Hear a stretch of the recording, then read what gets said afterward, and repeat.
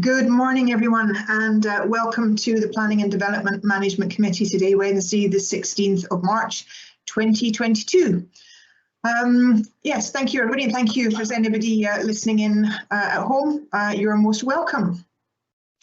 Can I go straight on to the initial part? And before we start business today, there'll be a little bit of a pause, but if we just go through the usual part. So first and foremost, Adam, could you do a roll call and let me know if there's any apologies or substitutes, please? Yep, no problem. Thanks, convener. We've got one apology submitted this morning from Councillor Waters. Okay, members, when I call your name, if you can just indicate whether you're present in the meeting. Councillor Braun. Present. Councillor Barnacle. Present. Councillor Brock. Present. Councillor Gray. Present. Councillor Illingworth. Present. Councillor James. Present. Convener, we know you're here, so I'll just skip past you. Councillor McEwen. Present. Councillor Reid. Present. Councillor Simpson. Present. Councillor Williamson. Present. And I think Councillor Wilson's having some issues joining, but I believe he is hopefully going to join us soon. So that's everybody else in, convener. Thank you very much. We'll just check if Councillor Wilson is in before we start the major proceedings. That looks like it might actually be him now, but anyway. I'll introduce the top table and we'll just then check if Councillor Wilson is in the room. Okay, so the top table with me today, I have the Vice Convener, my right-hand man, Councillor Bob Braun, Mr. Christian Smith, the Development Management and Building Standards Service Manager. We have team leaders from planning in Mr. Sean Panton and Mrs. Anne Conliffe. We have from legal services, we have Mr. Jeff Fogg, and Mr. Adam Taylor is helping us out today from committee services. Thank you and welcome all. Usual bits of housekeeping, everybody, members are reminded, if you could please get in touch with me via the chat box. I can't see all of you, so the usual bit, we're all versed with it now. If you could just use the chat box to attract my attention, that would be great.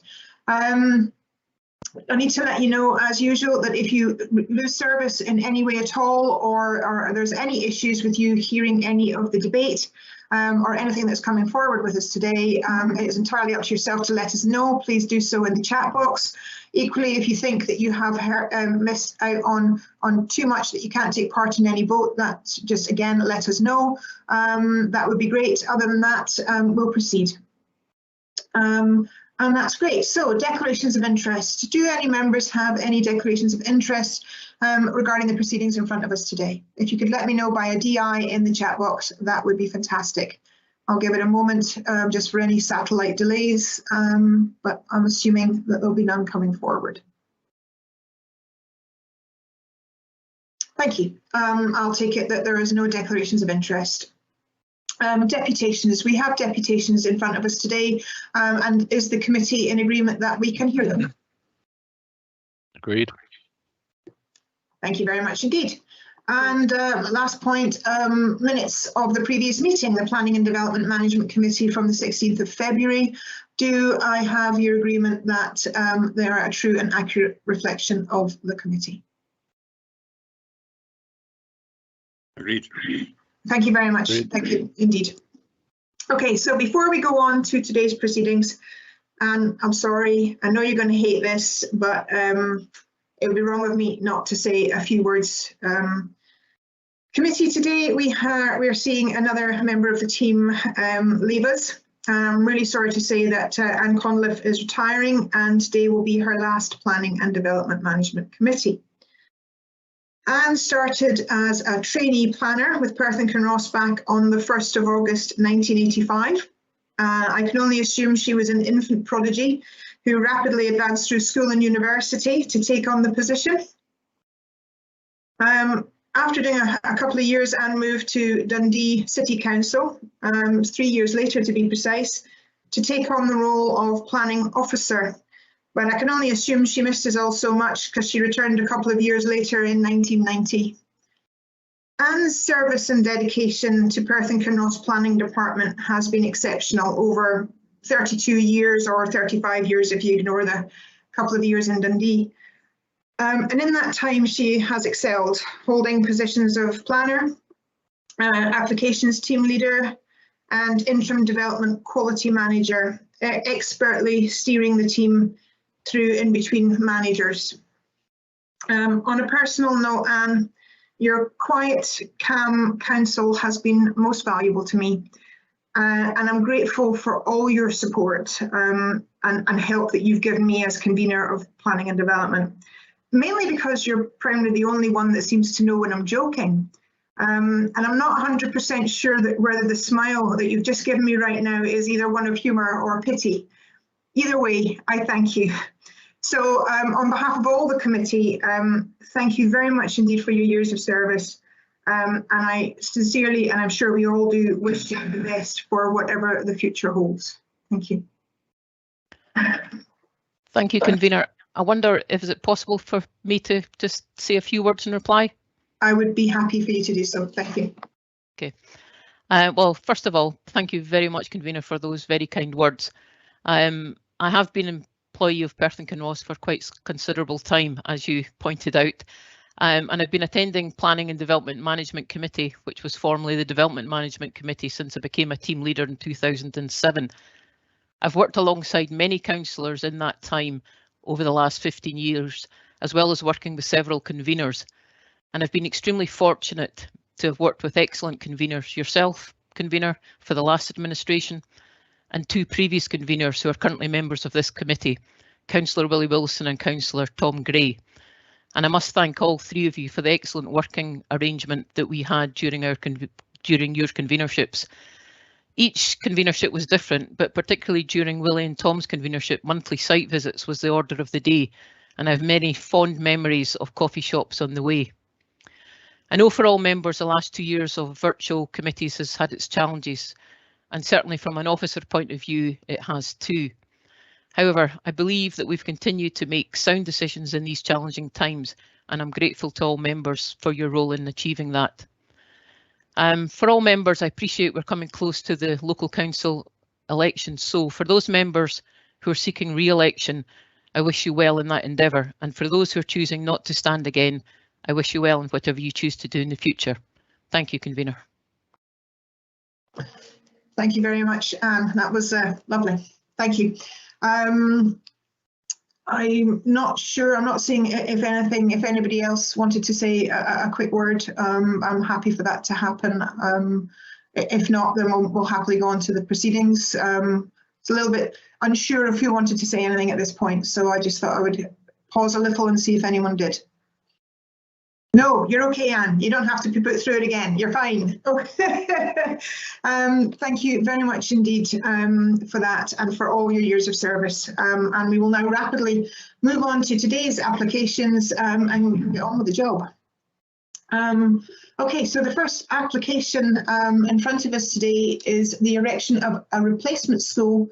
Oh, sorry, my apologies. Can I just check that Councillor Wilson is actually with us now, please?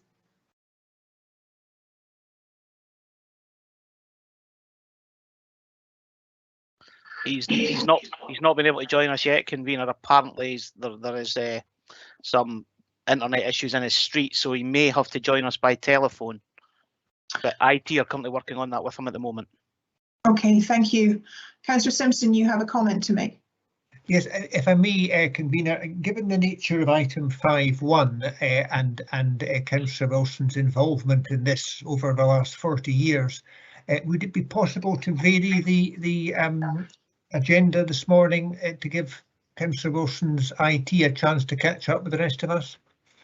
I can totally understand why you're asking that. I mean, that was one of the reasons why I wanted to check if Councillor Wilson was actually with us, because quite rightly, it being in his ward, he has had a lot to say and do about this particular process. So I do want to make sure that I give him the chance. Can I just check with council officers if it's okay, one, to do that, and two, if I agree, are they happy with that process? I don't know if that would be. Yeah, convener, I think we're prepared for almost every eventuality, so I'm sure that it wouldn't be a problem if Sean takes his item first. Sean? Yeah, convener. Yes, I'm happy with that. Matter for yourself. Matter for your discretion, convener. That's what I thought, but I just wanted to make sure that as we're doing this virtually and making sure that everything is working smoothly, I just thought it would be sensible to ask the question. Committee, are you happy that we change the order of today and have? Convener, I was going to say, Convener, if it's just a question of trying to get Councillor Wilson in, would it be possible just to be simpler to have a recess of 5 minutes just to see if they can get him in before we start switching agendas around? It's just a suggestion. Yes, I just didn't want to hold up the proceedings for too long. Where are we? We're at 1:15. We've got quite a few bits and pieces coming in, and we do have deputations. So yes, of course we do. It would be more sensible to try and take this in order. Yeah. Thank you for your comment there, Councillor Braun. Councillor Simpson, you want to come back in? Well, simply to say that I understand it's not Councillor Wilson failing to press the correct button today. It's a problem within the entire street. So I still feel that perhaps we should vary the agenda anyway. Okay. Can I then ask the question? Thank you, Audrey. We've got various bits and pieces. To anyone who is listening in, this might seem a bit strange, but I've got various notes and pieces of information pinging up on my screen and letting me know various different bits and pieces. So it will seem a little disjointed to anyone listening, but we do want to make sure that we get this right. I've always stated as a convener that it's important that the debate is held properly and openly, and that everybody gets a chance to have their say. We do have deputations for these applications for both of them, so I would prefer to take it in order. If Councillor Wilson can phone in and is phoning in now, then maybe we can proceed in order. But I do accept what Councillor Simpson is saying, and if it looks like we're having difficulty on that front and he can't come in, then I'm happy to change the order. Councillor Brock, you have a question? Thank you, convener. Will this affect the deputations if we alter the way on the agenda? Well, that's what I'm saying. I would rather not do that because it may do, but the deputations are all informed that we have no way of knowing how long the debate is going to last. So unfortunately, it's very difficult to give a time frame to deputations prior to the committee. My understanding is that the deputations are all able to phone in at different times, and we will certainly be able to let them know. But I would rather stay, if we can, Councillor Brock, to the proceedings as set, because it is important that the deputations do come in. But we should be able to get in contact with them and let them know if there is any change of order. So it shouldn't affect the situation, but let's see if we can keep it the way it is. Okay, thank you. Thank you. Any luck with Councillor Wilson phoning in?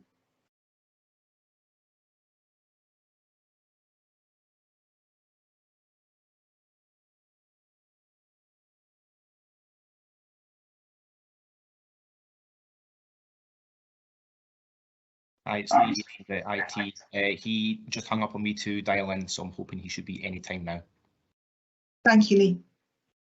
Okay, then in that case, for anyone listening, my apologies. It will seem as if there's radio silence, but I think we'll have a small recess, just of 5 minutes. I'm not asking for much more than that until we try and get Councillor Wilson in, and then my intention is to come straight back.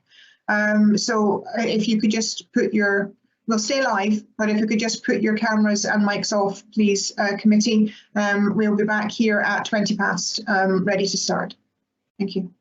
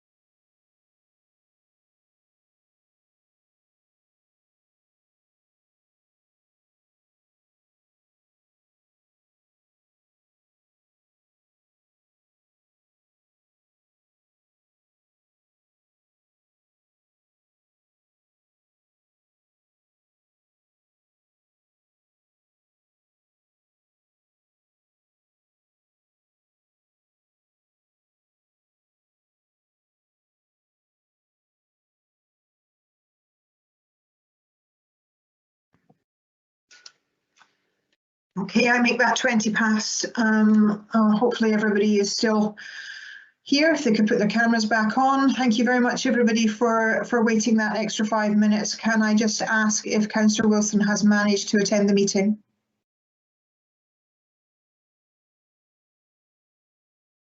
Okay, it seems we have the same problem, Lee, am I correct? Yeah, I've just opened up and he's trying again. Okay.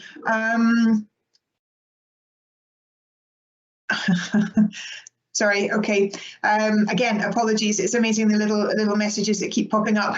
So I know many people won't see it and it will seem disjointed and bizarre, but thank you.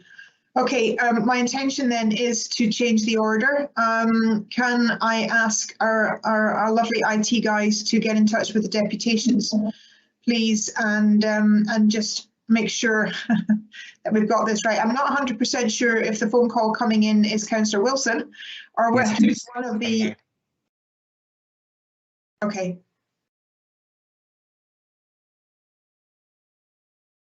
Hello. Councillor Wilson, was that you? Okay. Can you hear us, Councillor Wilson?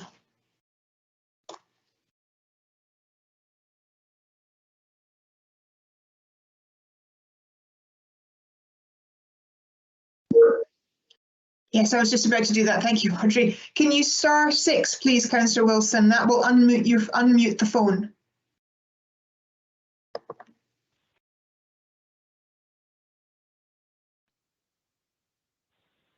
Good morning, everyone. Apologies. No worries. I'm glad to hear your voice, Councillor Wilson, and we were just killing time.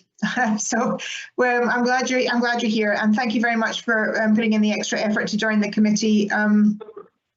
It makes it slightly easier for us if we don't have to change the order. That way the deputations all run smoothly. Can I just have your agreement that you're happy to hear deputations, Councillor Wilson? Yes, indeed, can do that. Right, thank you very much, and thank you for joining. Okay, then that very swiftly brings us on to the major application in front of us today, which is the erection of a replacement school, including formation of playing fields, parking, landscaping and associated works at Perth High School at Oakbank. And could I ask Mrs. Conliffe to speak to the report? Thank you. Thank you, Convener. The proposal is for the replacement of the existing Perth High School building to be replaced with one single building located at the western end of the site. Next slide, please.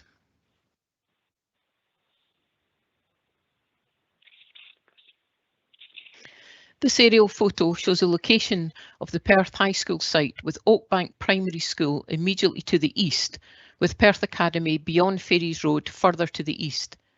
It is also clear from this view that there are residential properties to the north beyond Viewlands Road West, to the west beyond Jocks Way, and to the south beyond Oakbank Road.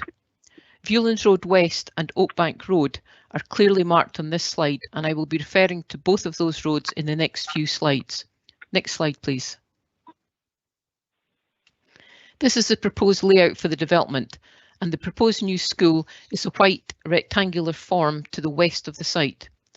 The other white building to the south of the site is the existing sports hall facility, which will remain, as will the existing car park, again in white on this southern boundary.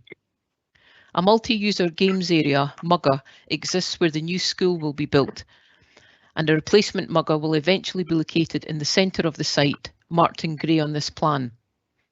The other outdoor pitches will be either retained in situ or will be formed on the site of the existing school once demolished. All existing woodland landscaping on the southern boundary will be retained, as will most trees on the northern boundary. Significantly more planting will be introduced on the western boundary, and as can be seen from this layout, as well as the new planting throughout the site. As I mentioned, the car park will remain on Oakbank Road. Two new vehicular accesses will be formed from Viewlands Road West, the first one in grey at the northwest corner of the site, and this will be a service access. The other will be located further east along Viewlands Road West and will be the access to the new school entrance, with 10 visitor car parking bays and 7 accessible parking bays. Next slide, please. This 3D visual produced by the architect gives a reasonable indication of what is proposed for the new school building. The top picture is the full east elevation and main entrance to the school. Clearly it's difficult to get the full angle of the triangular design, but it does show the 3 levels of accommodation proposed, as well as open areas at ground level for both north and south corners. The lower picture is a proposed visual from the southeast corner, which is from Oakbank Road, with the trees to the boundary of the lane to the west, Jocks Way. You can see there is significant glazing proposed in the design, and this will assist in breaking up the large elevation. I will now move to a series of recent photos which will show the various elements of the proposal I have described, as well as the landscape context of the site. This first photo is taken from Oakbank Road and shows the existing bus turning area with Oakbank Primary School behind, and further up the hill the existing Perth High School is in shot. Next slide please. This photo is again taken from Oakbank Road and is the existing entrance into the car park for the school. This car park will be retained in the new proposal. And from this shot, the different height elements of the existing school is clear, all of which will be demolished once the new school is built. Next slide, please. This photo is still on Oakbank Road, and it is at this southeastern corner of the site where Jocks Way, the lane which runs from Oakbank Road to Viewlands Road West, is visible. The Mugga pitch is clear from this viewpoint, which is the area for the new school to be developed, stretching from here to Viewlands Road West. The trees on the southern boundary will be retained, but additional planting will also be incorporated into the western boundary with Jocks Way. Next slide, please. This photo is taken from Viewlands Road West and is looking in the opposite direction, a southerly direction along Jocks Way back to Oakbank Road. The rear gardens of the houses of Elm Gardens are located on the other side of the high hedge located to the right of the screen. And the high fence to the school site will be retained with additional planting. It's in this area that the new vehicular access to the service area will be located. Next slide, please.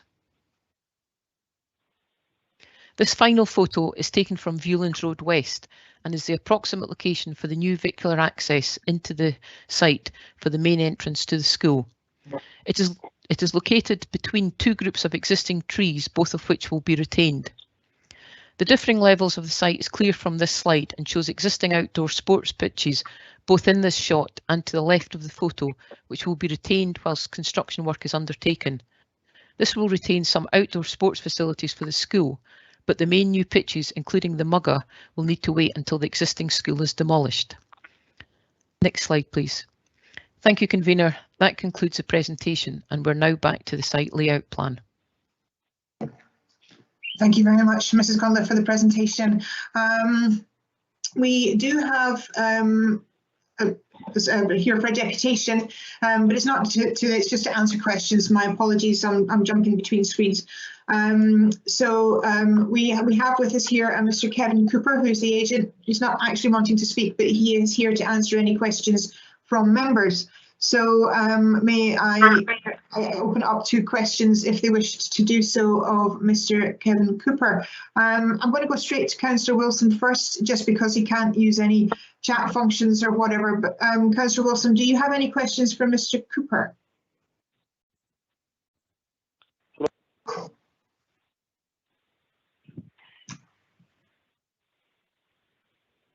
Sorry, Councillor Wilson, I don't know if you can hear me. Can you hear me, Convener? Yeah. I can hear you now. Yes, indeed. It's quite faint, but I can certainly hear you. But I thought I would give you the option first, since you can't use the chat function. Do you have any questions for Mr. Cooper? Yeah, yes, indeed. One or two. They're grouped around 2 things, Convener: transport and access and parking, and tree cover. If I could ask, maybe, if it's okay with you, I'll bunch the questions together so not to take up too much time of the committee. On page 15, para 65, there's an indication of the parking provision at the school. But has any provision been made for pupil parking, first of all, because we have up to 50 pupils a day in this term who bring cars to school, and that's just a fact of life. And also what provision is to be made either on site or off site for provision for construction employees during what will be a major capital project, because we've had experience before when Oakbank School was built of fairly major problems of parking, some of which was inconsiderate parking of contractors' vehicles in nearby streets. And I was hoping that we would be doing something to prevent that, either by providing some limited parking on site or by encouraging people to use the park and ride facility and share transport between there and the high school site. That's the first question really about parking. And if I could come in later on about trees and landscaping and pedestrian access, I will, but one thing at a time perhaps, Convener. No, that's fine. I think there's actually sorry, massive feedback on myself. I think there's a couple of people, because we also have Mr. Brian Reid here from the Education Department within the Council. So we have people here to answer that question. Mr. Cooper, is there anything on that you wish to answer, and then we'll go to some of our officers? And apologies to the committee for this being a little bit mashed, but I want to make sure that just because Councillor Wilson is not attending the usual way, we still get the answers to the questions. So apologies if it just seems a little bit disjointed. So first of all, Mr. Cooper, do you have anything you wish to add to answer that question? Yes, Convener, I'm happy to do that. Can you hear me okay? Yeah.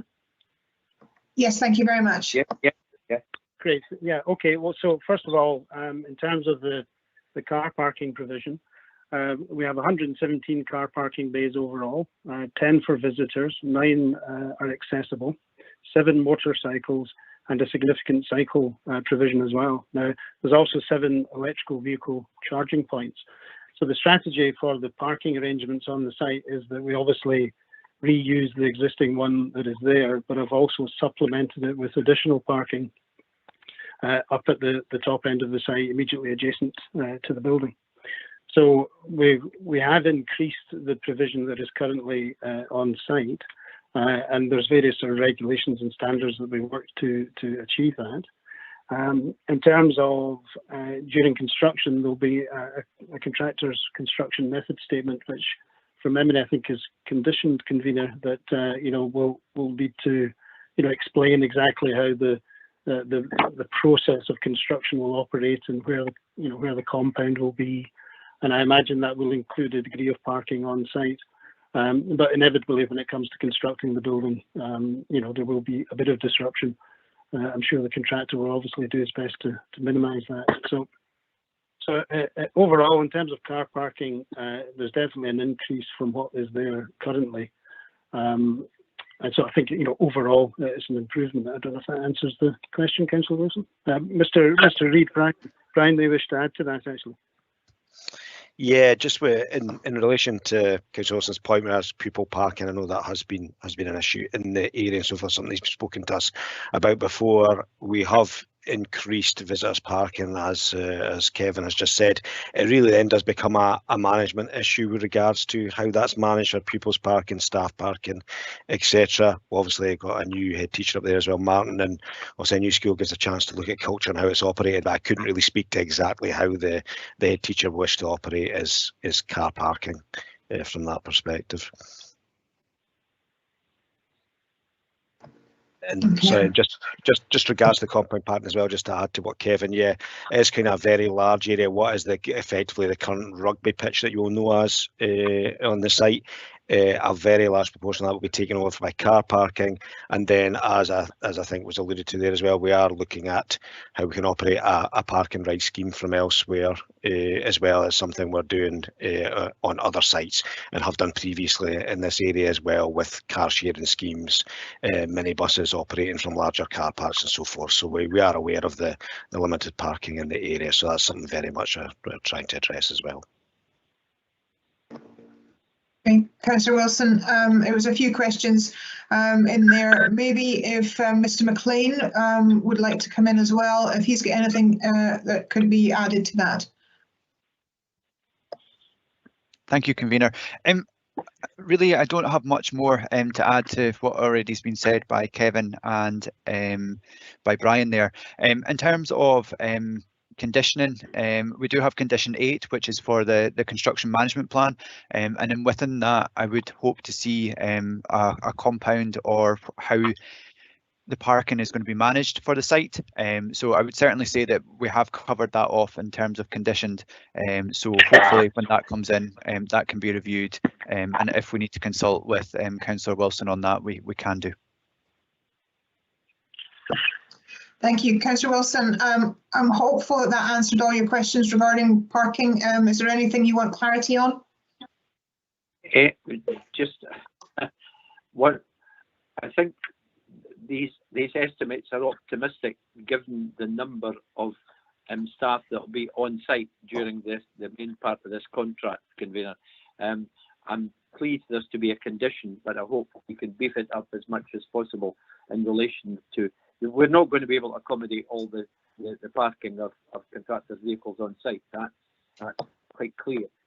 We couldn't do it for a £12 million scheme for a primary school. We're never going to do it for a £80+ million scheme for a secondary school, and a very tight site. But I think if we can strengthen any conditions in this regard, I'd be grateful. And understand the increase in parking and understand the dilemma there will be and the management issues involved. I just want to try and protect surrounding residential streets, which may be subject to fairly intensive parking and sometimes not very good parking as well. But that's a subject we'll need to continue on in the future. Thank you. Thank you. Mr. Smith would also like to, I know this has been a little bit of a mash, everybody, because we should technically be listening our questions for the deputation, but I'm being a little bit careful at the moment just due to the fact that Councillor Wilson can't actually access some of the facilities, so we've kind of mashed it a little bit together. Mr. Smith, you wish to make a comment? Yeah, just maybe clarifying for Councillor Wilson, and I totally understand his question, but we have condition 8, which has various aspects to it. I'll maybe just highlight 2 of them. So part 2, condition 8 part B relates to the timing of construction traffic to minimise impact on local communities, particularly at school start finishing times, on days when refuse collection is undertaken, on Sundays and during local events. And there's a number of other parts to that condition that will require information to be submitted to set out how construction traffic will be controlled, and there's also another part of that that will allow for monitoring, reporting and the implementation of the various arrangements. But I'd probably also say that the real focus here is on sustainable modes of transport and not planning for the car, which is actually the bottom of the hierarchy list of transport options. But we do have conditions that would deal with the points that Councillor Wilson is raising. Thank you. Okay, I'll open up to any other, before we go back to Councillor Wilson, just in case any other councillors have any other questions or anything they wish to ask, please put a Q in the chat box now for me, please. As no one else is doing that at the moment, Councillor Wilson, if we could go back to yourself for questions on the concerns regarding planting, etc. So back to yourself. Thanks, convener. I've had the opportunity to visit the site with council officers regarding tree removal on the Viewlands Road West elevation, but I just want, and I understand that there will be a number of trees there will have to be removed for construction and safety reasons, but that they will be replaced on site. Could I just get clarification on what tree cover will be provided on the west elevation? That's the immediately inside the fence that goes alongside Jock's Way. And also, is there any intention of cutting back any of the vegetation on the south elevation? That's the Oak Bank Road elevation. I've one other point to make about pedestrian access, but I'll leave that in the meantime till we sort the tree one out. Okay, thank you. Again, if we could start by maybe offering, as I say, no, a bit weird, but maybe Mr. Cooper, if you wanted to start by answering that, and then we can go to our officers and they'll be able to do so. So is there anything you wish to mention, Mr. Cooper?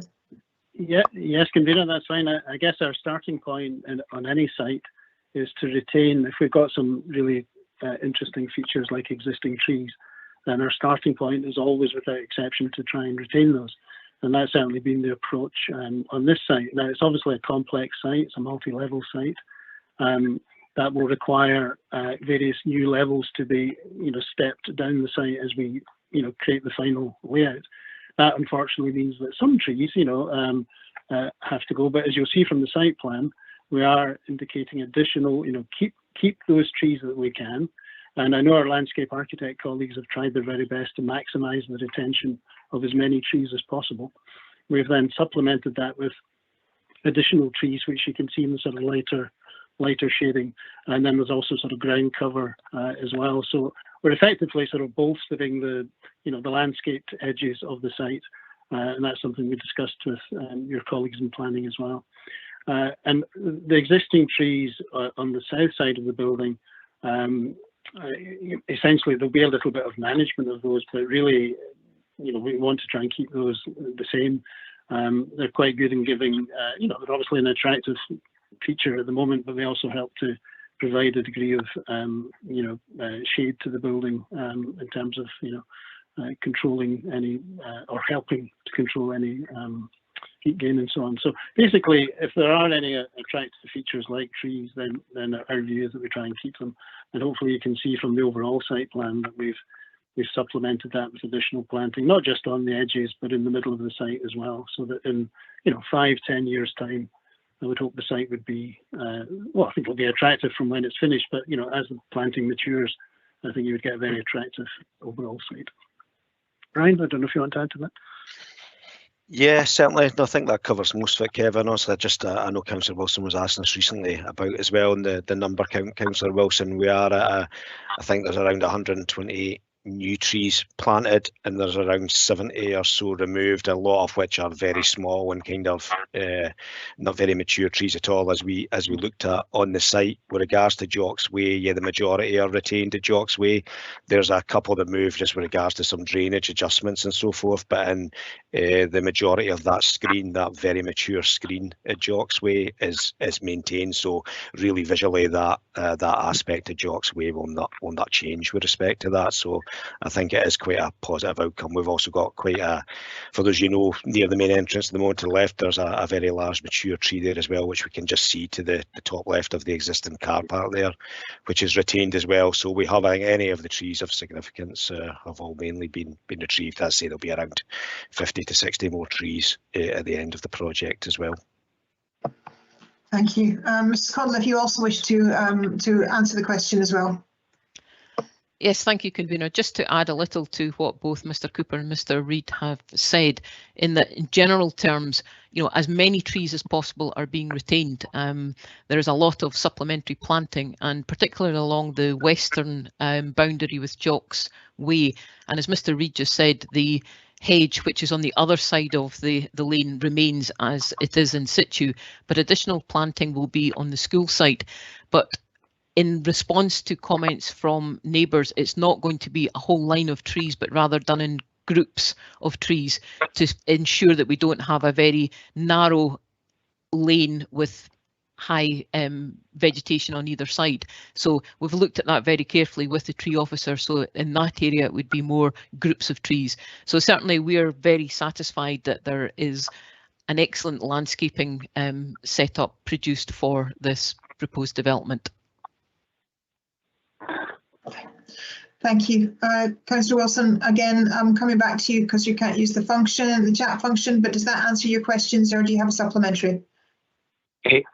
Indeed, and my only supplementary is a one-liner, Convener. In a previous iteration of the plans, there was a proposal for a major pedestrian access to the school from Jocks Way.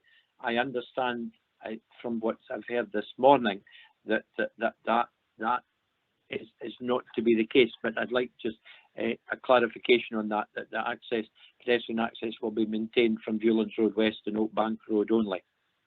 Am I correct in that? Yes, Mr. Reid, so you've gone off. Would you like to answer that? Yeah, no, we still have the. I'm just trying to look. It's quite. try to zoom in here as well. No, we do still have the access and egress that is proposed before Councillor Wilson, kind of shown on the plan here. There is a gate there, an access brought in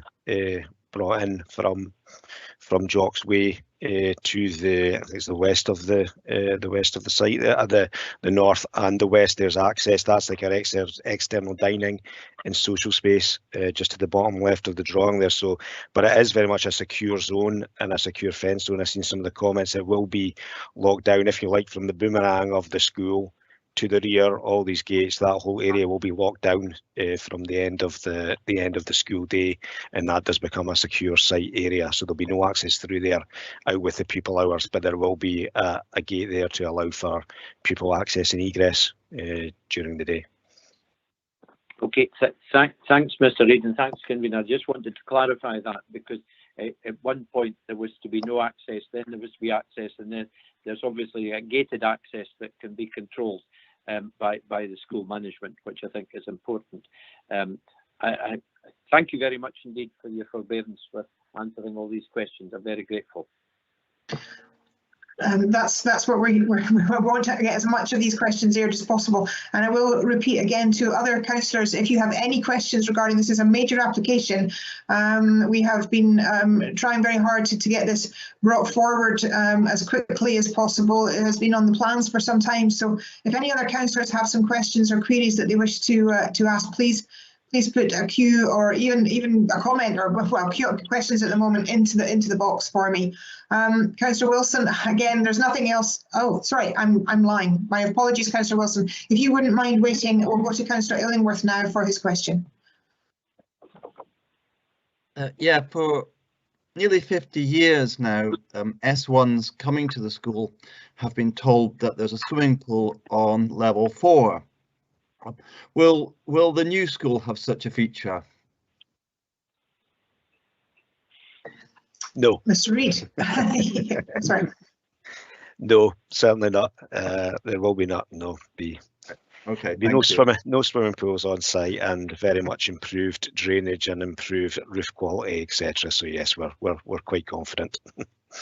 Great, thank you. Thank you. Okay, no more questions. So again, back to yourself, Councillor Wilson. You had one final topic you wish to ask questions on. One final one, and that's to do with surface drainage. Anybody who knows the site will realise we have problems already with surface drainage from the site, from the Oakbank Road elevation. I just wanted to ask officers if they're satisfied that the plans will take account of the existing problems that are with us about surface drainage, some of which comes off the mugger that we're about to build upon, and some of which comes off the sports hall extension, and others where I think partly through climate change field drains have become activated again. Our Property Services Department, to be fair, are making arrangements for these problems to be tackled, but I just want an assurance that the surface water from the new build aspect of this will be adequately taken care of in the future. Okay, thank you. Mrs. Codliff, I think that one's for you. If you wouldn't mind answering the question, please.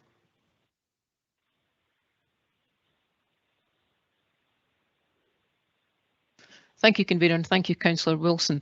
Yes, we have had our colleagues in structures and flooding looking quite closely at all the proposals with regard to the surface water drainage. There will be an underground area that will be accommodating some of it, but there will also be surface for a sustainable urban drainage system that will be shown as part of the development. We also have condition 11 covering that within it, as well as condition 10. So we're confident that we've got everything covered on this, and our colleagues are satisfied with that. Thank you very much.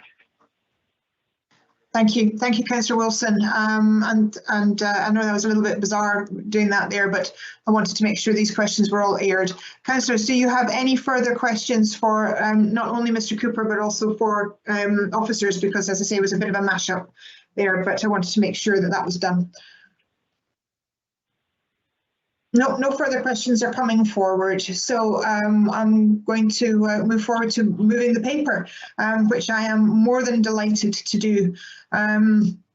This is a massive project that the council is bringing forward. I'm not only happy that it's managed to come forward within this term, but I'm happy to see the design. I'm happy to see everything that this is all about. It's a passive house building. I think we could see from one of the slides, you could see the various different forms of way of energy and controlling the energy for the building. I think this is a massive step forward for Perth and for the school children that will be going to it. I think it will make it a very good learning environment. I know there will be issues. There are always issues when there's development, especially when there's a school running there, but I'm confident that the way this is going to proceed with the planning controls put in place, that this will be as good as we possibly can make it.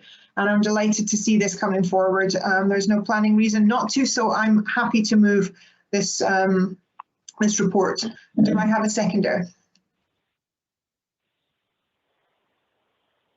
Is everybody's mute buttons not working today, or is the chat function not working today?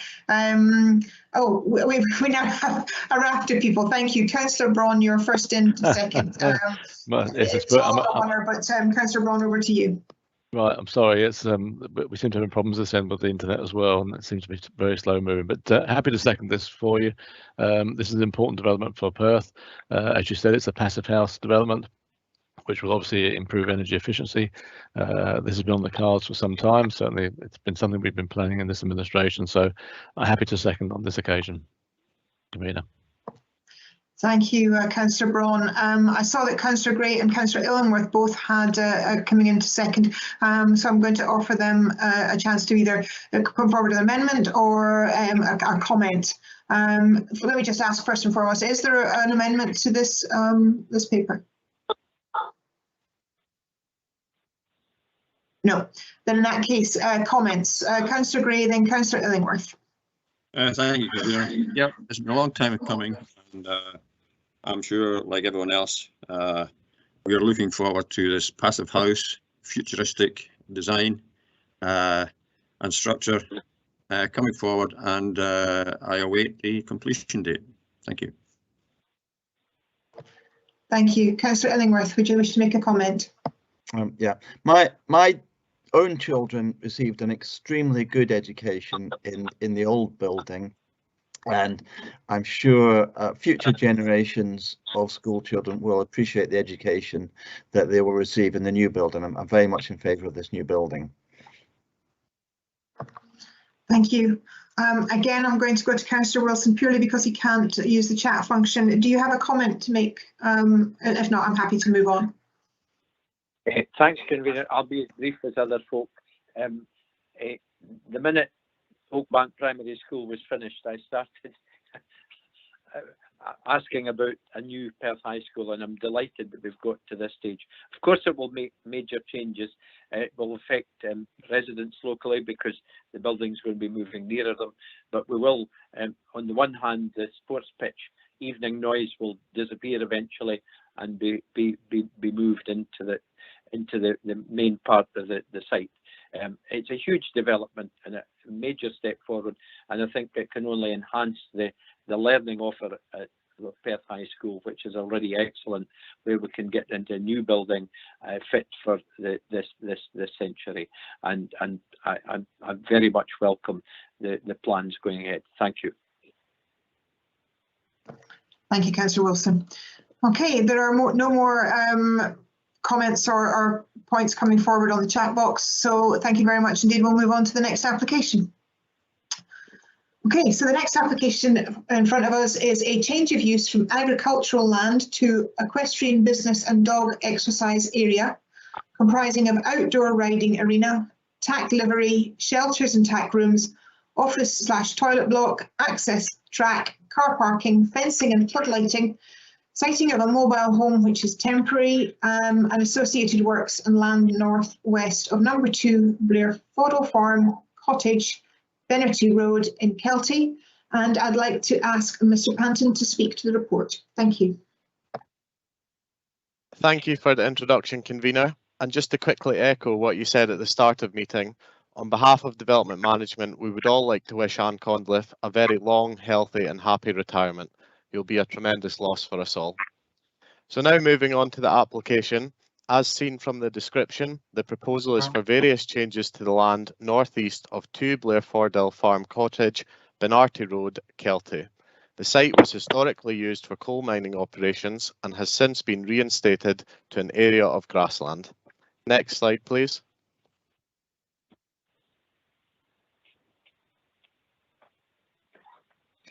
This aerial shot shows the location of the site.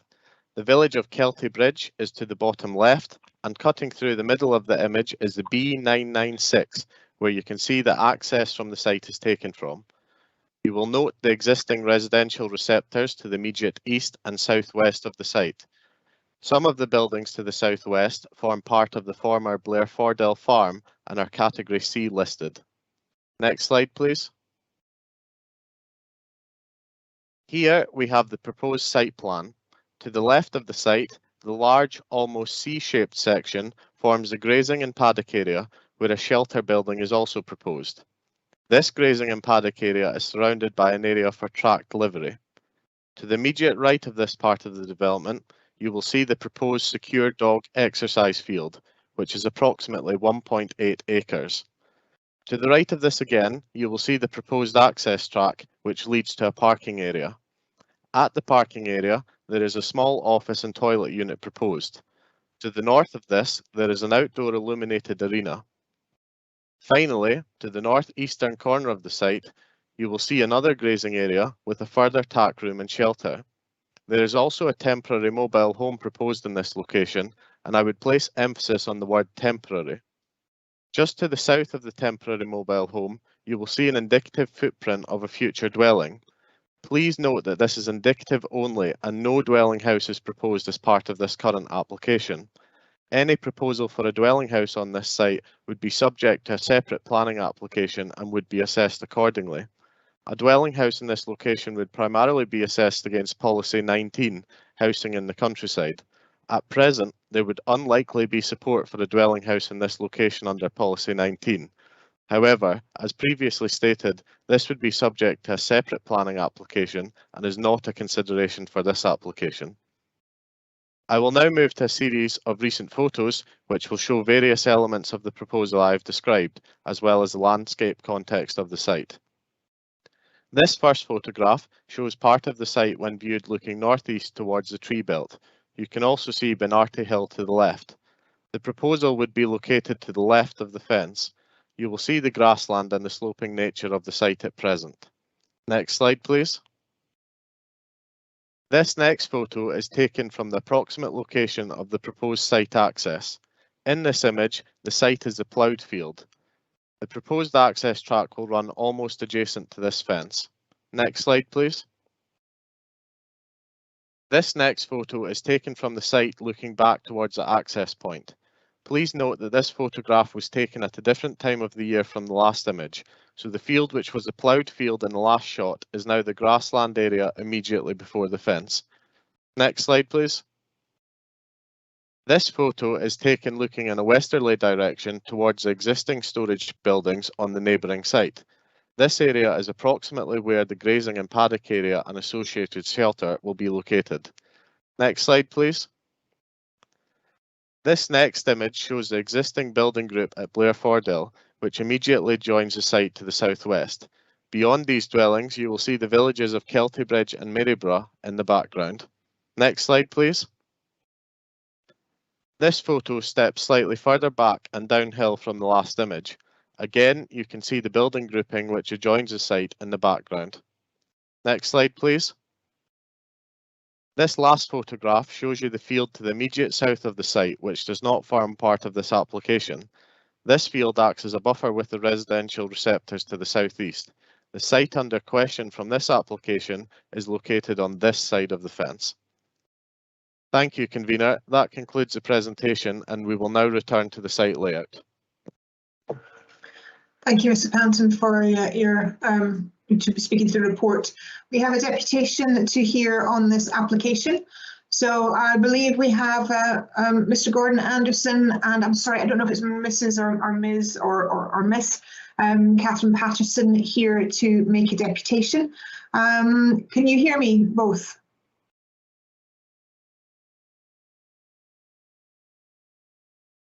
If you're calling in, can I ask you to *6, please? That will unmute you.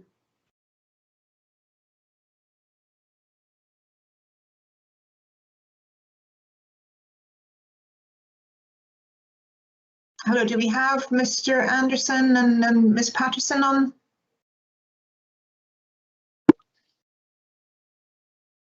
Okay, I believe that Mr. Anderson is phoning in now, and that our IT team have just spoken to him. So if we could just hold on just a wee moment, I'm sure we will have Mr. Anderson just in.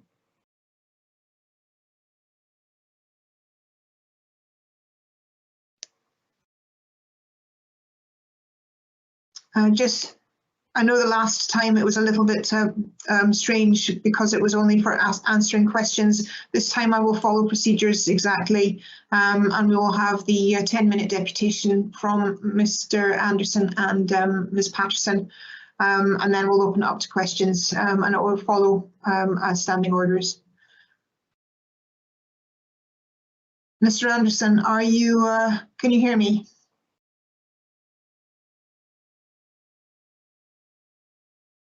We're having some fun with the phones today.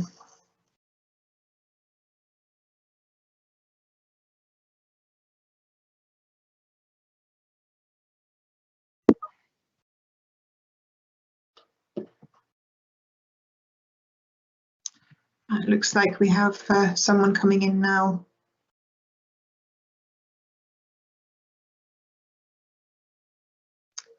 Hello, do we have Mr. Patterson on the phone? If you can *6, that will allow you to unmute Mr. Patterson if you're, sorry, Mr. Anderson, if you're there.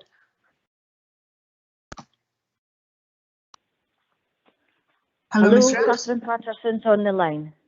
Oh, hello. Hi there. Sorry, thank you. I'm glad to hear you. Sorry, is it Miss? How would you prefer to me to? Mrs. Patterson, hello. Thank you very much indeed for attending today, and thank you for getting through the IT hiccups to be heard. There's a set procedure to making the deputation. You've got 10 minutes to speak to the committee. What I'll do is I'll pass you over to the Vice Convener, Councillor Bob Braun. He'll take you through the process and he'll do the timing, and then you'll come back to me and the rest of the committee for some questions. So thank you very much, and over to Councillor Braun. Thanks, Convener. Mrs. Patterson, I hope you can hear me all right. Yes, I can hear you well. Thank you. Okay, now you'll have 10 minutes to make your deputation. I will interrupt you at the 9-minute mark if we get to that point. Just to warn you, you have 1 minute left to go, but you have 10 minutes. And if you're happy with that, I will start the clock when I next hear you speak. Okay, that is perfect. Thank you very much. Good morning. My name is Catherine Patterson. I would like to take this opportunity to thank the members of the committee for allowing me to speak on behalf of my fellow residents. I'm a resident in a close-knit community within Bernardi Road, comprising of young families, professional and retired couples, and people who run their own businesses from home, whom between them employ over 2,000 people in the Perth and Kinross and Fife areas. I would urge each and every one of you, if you have not already done so, to visit the intended area to see for yourself the issues and concerns put forward by the residents in the numerous objections that have been submitted to Perth and Kinross Planning Department over the past 10 months. This would allow you to see firsthand the impact this development would have on our everyday lives. As residents, we do understand the need for considerate development in the countryside, but we have legitimate concerns for this development.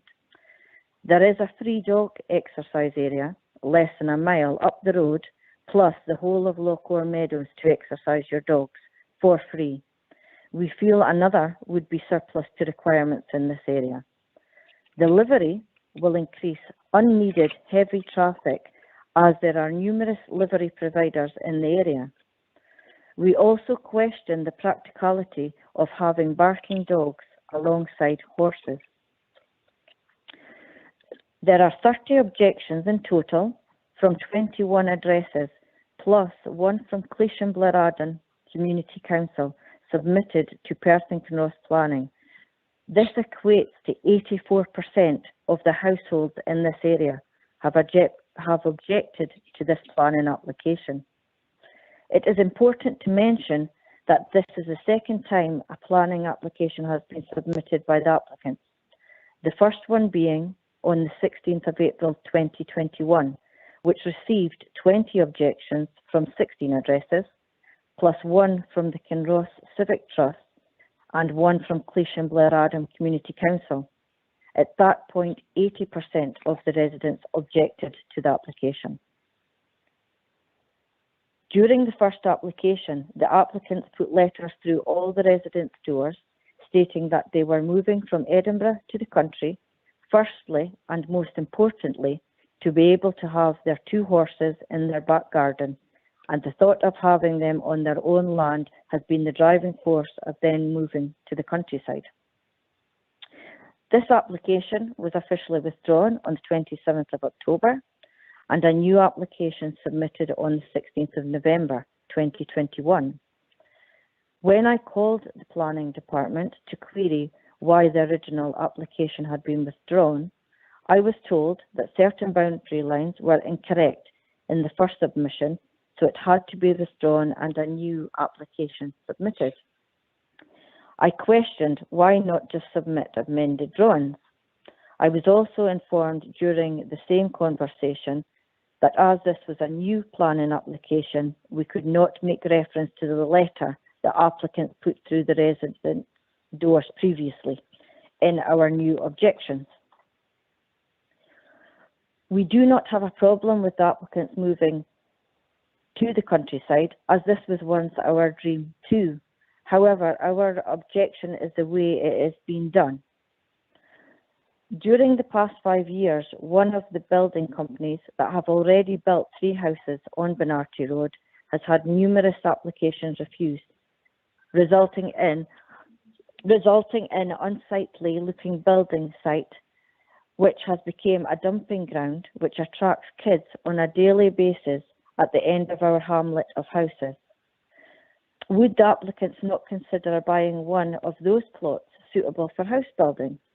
Then they could put their horses in the field they bought as an agricultural land, which would be on their doorstep. This would save a lot of time and effort for the applicants trying to prove that they have a viable business plan, which, going by the figures, would employ 1 additional person plus themselves. The secure dog walking area alone, if the applicant's figures are correct, could attract up to 25,000 additional cars coming to this area a year alone. The Scottish Government has published its route map to combat climate change, outlining steps needed to reduce car kilometres travelled by 20% by 2030. The route map sets out a range of sustainable travel behaviours grouped into 4 categories. The 4 categories being travel less, stay local, switch mode, or combine your journeys. I'm sure you'll agree with me that this application will encourage increased travel, will increase people to go out with their local area, will increase them to use their car, and obviously most people won't be able to combine car journeys because they'll have their dogs with them. If this application is passed, it will be contradicting everything the Scottish Government is striving towards. The Tay Plan also states that by 2036, the Tay Plan area will be sustainable, more attractive, competitive and vibrant, without creating unacceptable burden on our planet. I'm sure you will all agree encouraging 25,000 extra cars a year for the dog area alone to visit such a small area will have a huge detrimental impact on our planet. My main concern with increased traffic on Bernardi Road is public safety. Bernardi Road is a single track private road with no pavements or street lights and poor visibility at certain parts, and cannot cope with the current flow of traffic between school buses, cars, lorries, tractors, horse riders, dog walkers, pedestrians, people using mobility scooters and cyclists. I, as a resident, see conflicts on a daily basis between various road users. The condition of the road is poor and not maintained. At this moment in time, a bridge 100 metres past the entrance as you come up Bernardi Road is crumbling into disrepair. If this bridge collapses, we will have no access to our homes. We are trying to find out who is responsible for the bridge, but as usual, no one is taking ownership. We, as residents, need to know who will be responsible for the maintenance of this road if this application goes ahead, as additional traffic is only going to make the problems we have currently worse. In summary, by passing this application, you will open the floodgates for people to buy land mapped out for a specific use and do whatever they want with it. You will be going against everything the Scottish Government has set out in their world-leading commitment to climate change, reducing car use for a healthier, fairer and greener Scotland. I'm confident that you, as councillors on this committee that have been voted in by residents in your local communities, will make the right decision for the residents in my community. Once again, thank you all for your time, and does anyone have any questions they would like to ask me? Thank you, Mrs. Patterson. I'll pass you back now to the convener. Thank you. Thank you very much indeed, Mrs. Patterson. Thank you very much for the deputation and for your words. I'm going to open it up now to the committee to come forward. They'll notify me if they have any questions for you, and I'll introduce them, and then they'll ask you the questions. So the first person that has come forward is Councillor Mike Barnacle. Councillor Barnacle, your question for Mrs. Patterson, please. Thanks, convener. Morning, Mrs. Patterson. Paragraph 44 of the report suggests that this sort of rural diversification proposal is one that one would normally expect in a rural area. So I'm actually surprised at the level of objections locally. Is this primarily to do with scepticism about the business plan, the suitability of the road access, and the effect on your residential amenity that you currently have? Are those the three main points? Well, our main concern, as I stated when I did my speech, is road safety. Obviously, public safety is my main concern. Myself, as a parent of two children, one who can catch the school bus, I will not allow my daughter to walk down Bernardi Road to catch the school bus because I feel it is unsafe. So in answer to your question, it is the public safety is my main concern. Bernardi Road, as I've mentioned previously, is a single track road. It has no pavements, no streetlights, poor visibility, and it is unsafe. Thank you. Thank you. Next, we have Councillor Simpson. Councillor Lewis Simpson, your question, please, for Mrs. Patterson. Thank you. Thank you, convener, and I'd like to thank Mrs. Patterson for her deputation. It's an area that I know quite well, having been several times on LRB business. But my question is, how would you, Mrs. Patterson, describe the use of this area of ground at present? It's unused at present. Prior to it being sold, it was filled with sheep. It had been used as a grazing ground for animals due to the location and the style of the land, because it's quite raised in some areas and low in others. So it's always been used since I've stayed here as an area for animals to graze. At present, nothing is happening on the ground. Thank Does that you. answer your question? Yes, Thanks and very I can much. tell you, Councillor Simpson is nodding. My apologies. I know you're on the phone and you won't see it. No, it's fine. It's all good. Councillor Tom Gray would like to ask you a question.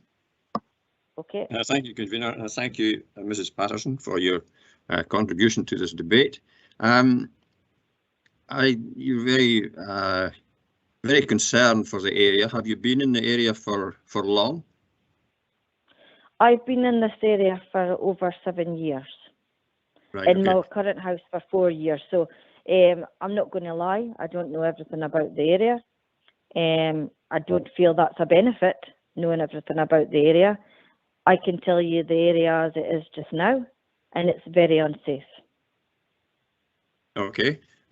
Tell me, you mentioned also that there are several other dog walking areas, and presumably some of these require people to drive to them to use these areas. You suggest that this area is going to attract some huge number of vehicles, 2,500 or something per year.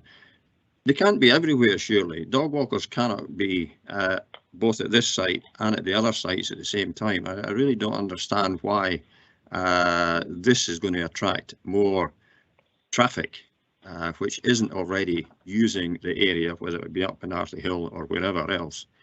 Can you explain that? Yes, obviously, if it's going to be an established business, it's going to be advertising the fact that there's a dog walking area that you can put your dogs into for an hour each day. So yes, you are going to attract people because it will be advertised. Currently, while I've been speaking to you on the phone, I'm sitting at the front of my house and I've seen approximately 20 locals, either coming from Kelty or Kelty Bridge, walking past my house with their dogs. So this is used by lots of people to the point where most residents know the people that's coming up this way every day. When this becomes a business, you are going to be bringing other people to the area, which isn't a problem if you're geared up for that additional traffic. But could I ask, have you visited the site? Have you visited Bernardi Road lately? I'm aware of the Bernardi Road because we had an application of that one not long ago, and I do remember visiting the site for that reason. Pardon? Okay. Have you visited it lately and seen? Well, when I say lately, Bernardi it was Road. in the last 2 years. Okay, okay. Well, you'll know yourself that it's a single track road, and if you're driving up it and a car's coming towards you, we have got currently one pass in place which is on a bend, and visibility is quite low. I would say the road has disintegrated or deteriorated over the past few years as well, since you've last been. Potholes, which generally, when they get really bad, get filled in with some chuckies, which over a period of time pop out again. Well, I've got to say, it does seem to me that if there is a dog walking area at the bottom, virtually, of Bernardi Road, that is an asset simply because it's going to take pedestrians off of that road with their dogs and make the road slightly safer, particularly for pedestrians walking dogs. Would you agree? Well, I would just, no, I totally disagree with that statement, because if there is a dog walking facility there, you're going to have people driving to it, which is going to endanger pedestrians who currently walk their dogs. I don't see the people who currently walk their dogs for free then saying, oh, there's a business up there where I can go and pay to walk my dog now, let's do that today. Okay, thank you. Thank you. Thank you. Thank you. Councillor James, you would like to ask your question, please. Thanks, Convener. In fact, Councillor Gray has pretty much touched on most of the subject. Thank you, Mrs. Patterson, for your deputation. My question actually is quite similar to Councillor Gray's. How many? Actually, I have been up this road only last weekend. I did take a drive up, turned around, and came back. Didn't see any other traffic, by the way, I've got to say. That was a good day then. Are you expecting vast numbers of cars? You know, I suppose where I'm going, do you really see that this is going to generate more than 1 car per hour? Well, if you're allowing up to 8 dogs in per hour into the facility as it states, that, and if it's open, for example, April to October from 8 AM to 8 PM, we've got to look at the facts and the figures here. You have the potential of having 96 dogs per day visiting the dog walking facilities. So during that time, you're going to have 8 dogs in the dog walking, but there's always also going to be a potential of another 8 dogs coming for changeover. So you could be looking at 16 cars in the area. Now, obviously, I don't know if people are going to use it. Would I personally use it and pay to walk my dog? No, because I'll do it for free. I don't know. I haven't got the answers. I'm just going purely on the facts in front of me. And the facts in front of me are saying that 8 dogs can go in up to an hour.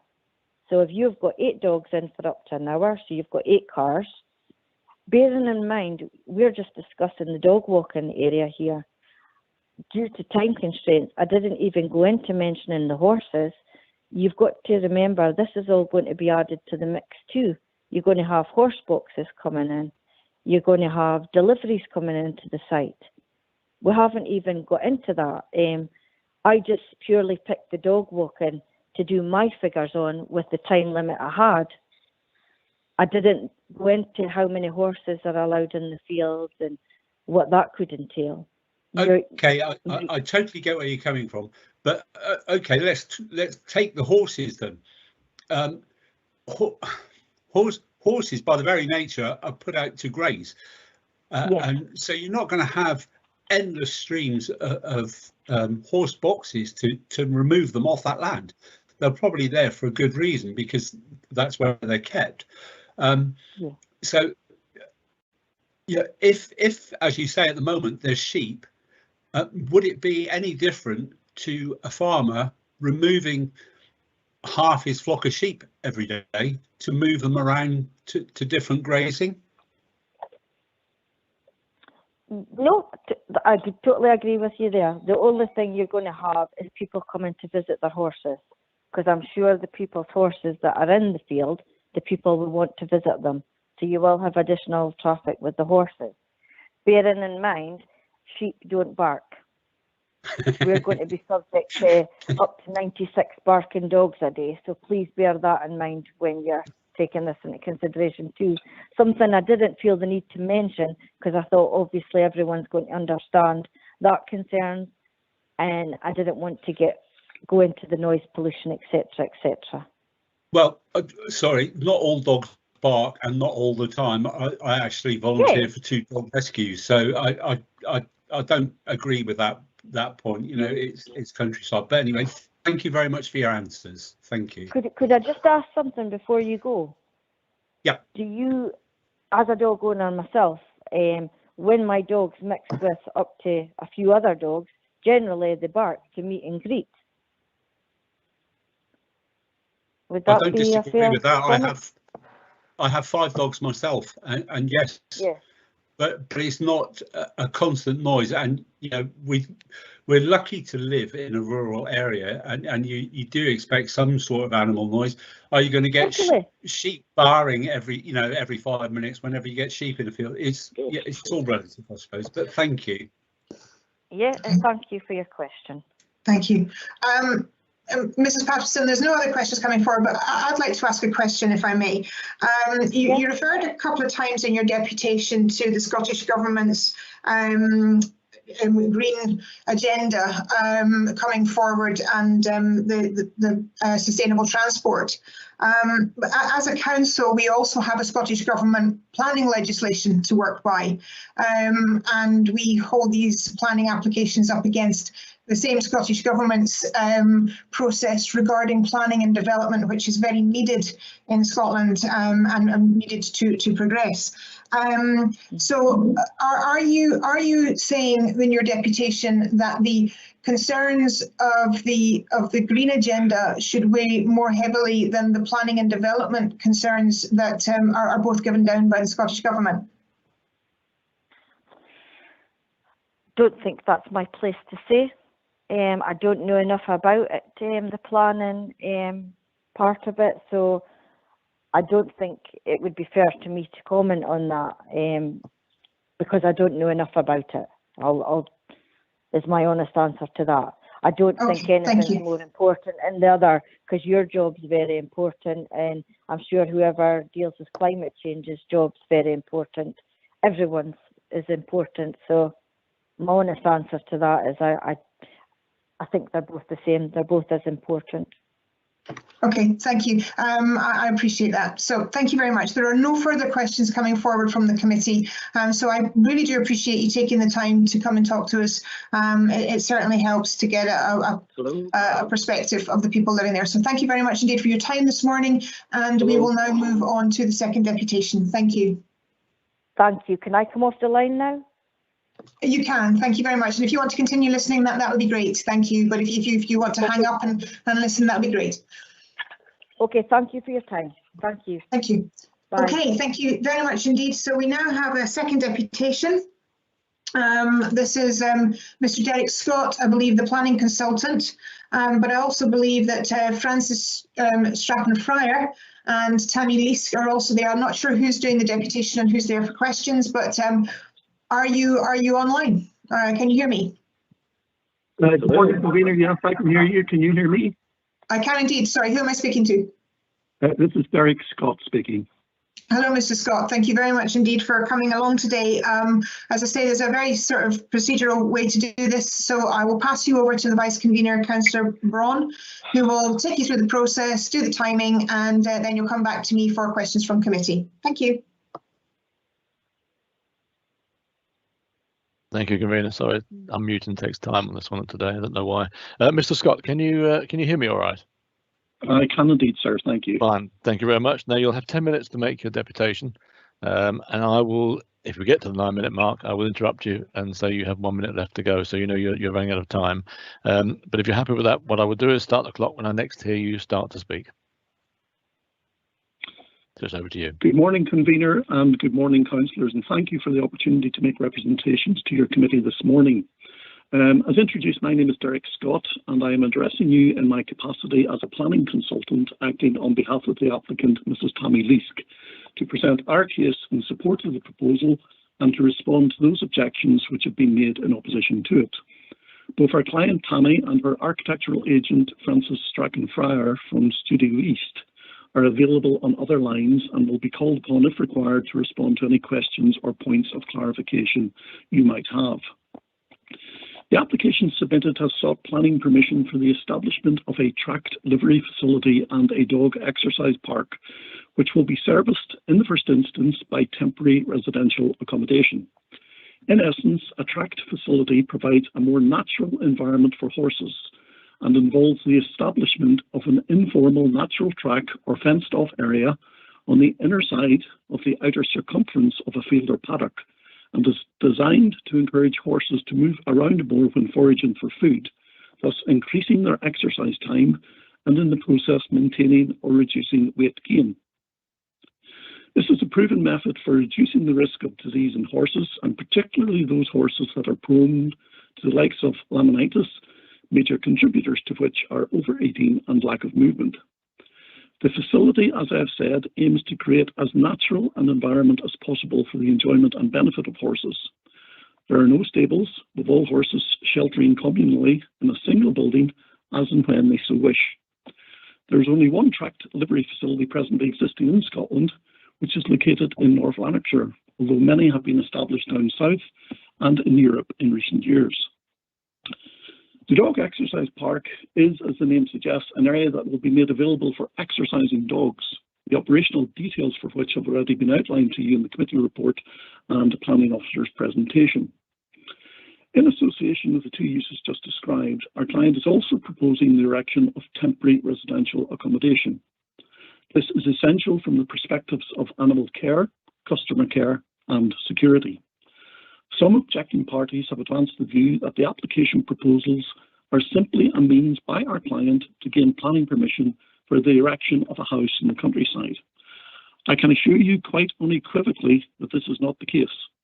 Our client is wholly and genuinely committed to developing a business appropriate to the countryside on the site, with the accommodation proposed being an absolutely essential requirement for the facilitation and establishment of that business.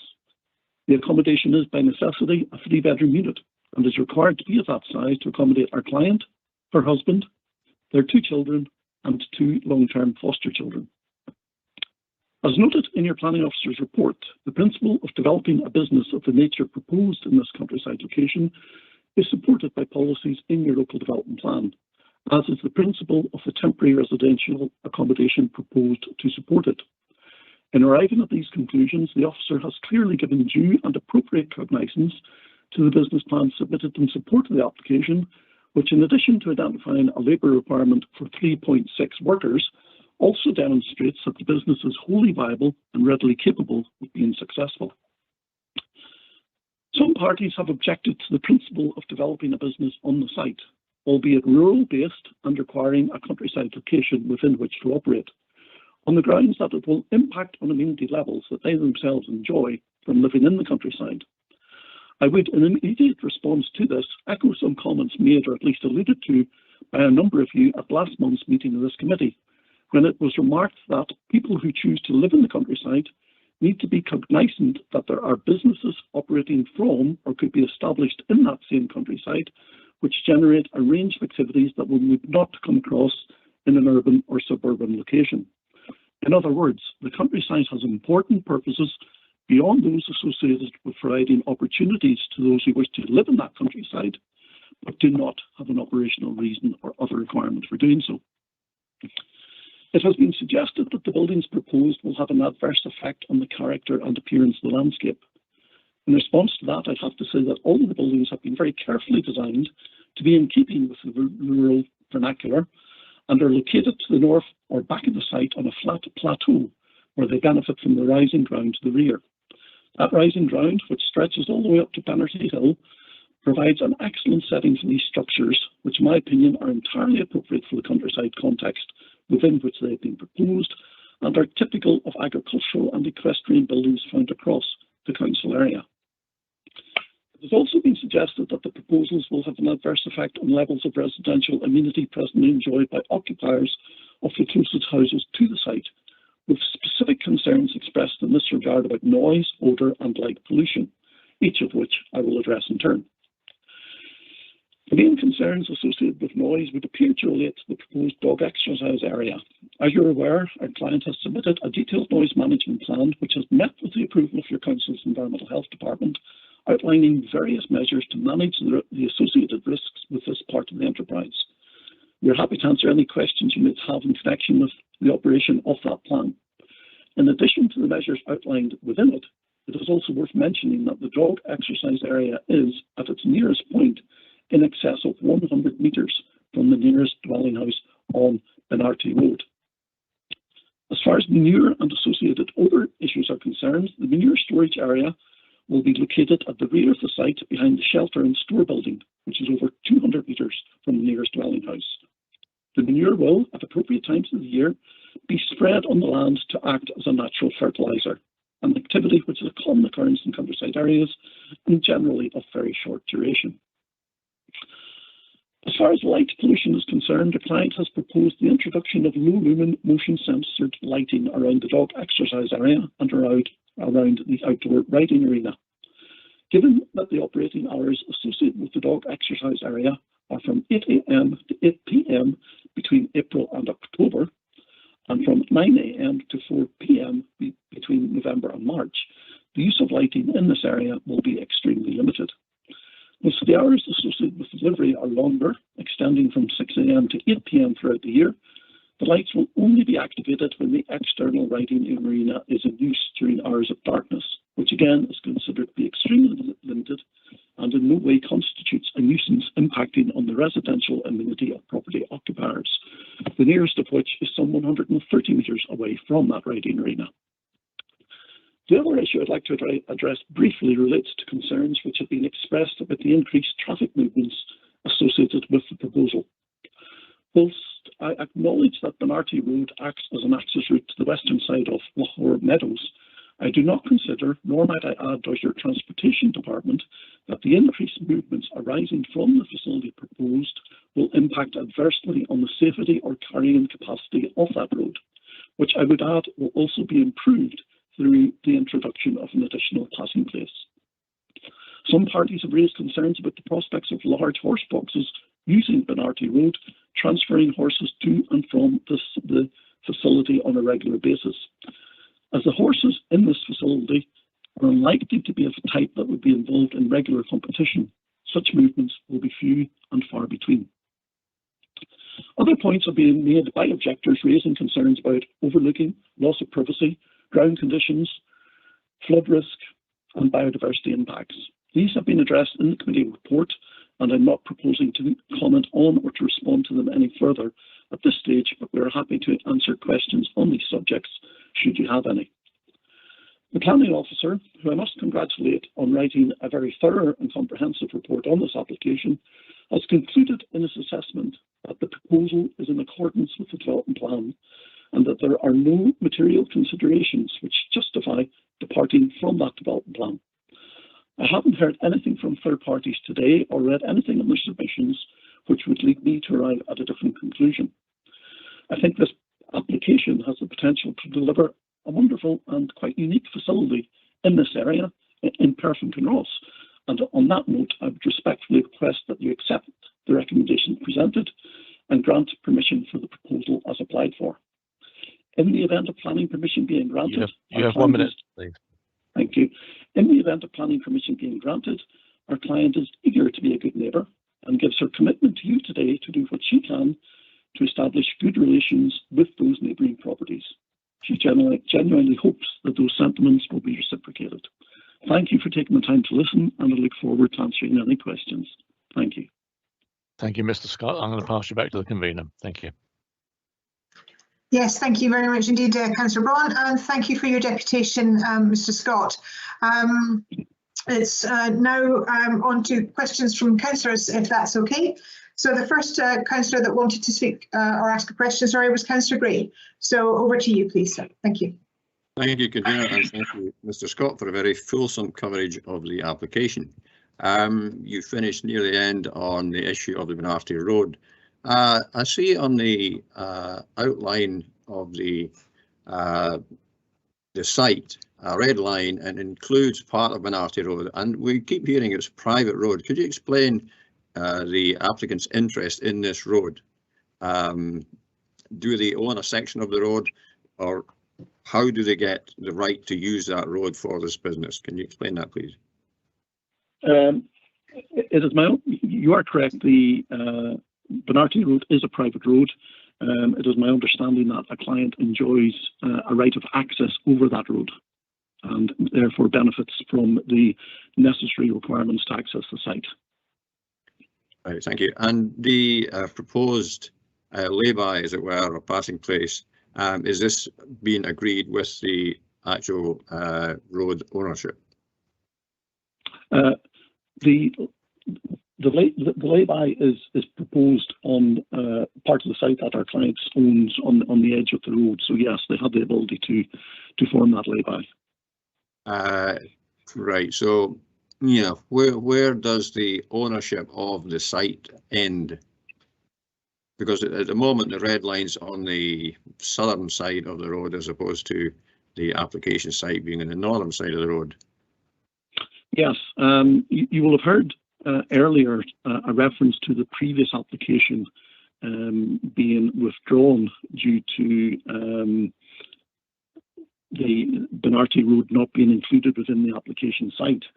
Although not common throughout the entire length and breadth of Scotland, Perth and Kinross are one of a number of authorities that require private roads to be, if they're used for access purposes, to be included within the application site. So that was the reason for the second application being submitted, to include that section of road within the site.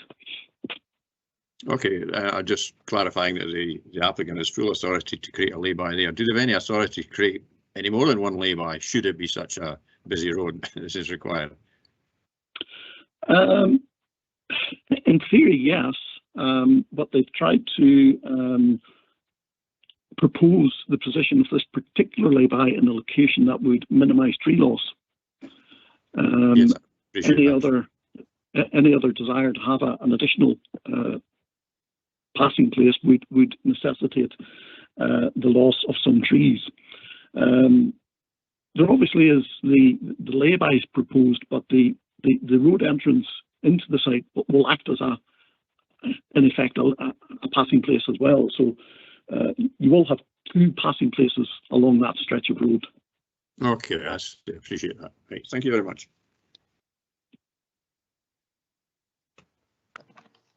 Thank you. The next question is from Councillor Simpson. Thank you very much indeed, Convener, and thank you, Mr. Scott, for your deputation. My question refers to the residential accommodation aspect of this, and I just wanted to be absolutely clear that it is your contention that the proposed equestrian business and dog exercise area could not be operated without residential accommodation on site. Am I correct in that? That is absolutely correct. Horses are obviously being looked after on this site. There are animal husbandry reasons to have someone present on the site all the time to ensure that the horses are cared for 24/7. From a security perspective, we're obviously not expecting horses to break out, but it can happen. And from a client perspective, it is essential, i.e. customers, horse owners, it is essential from their perspective that there is a knowledgeable horse person on site looking after their animals.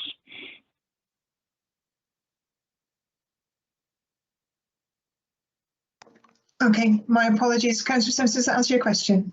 I would nod this time. Yes, indeed it does. Thank you. Well, I'm happy with a nod if I can see you. I can't always see you. Okay, thank you. Councillor Braun, your question, please.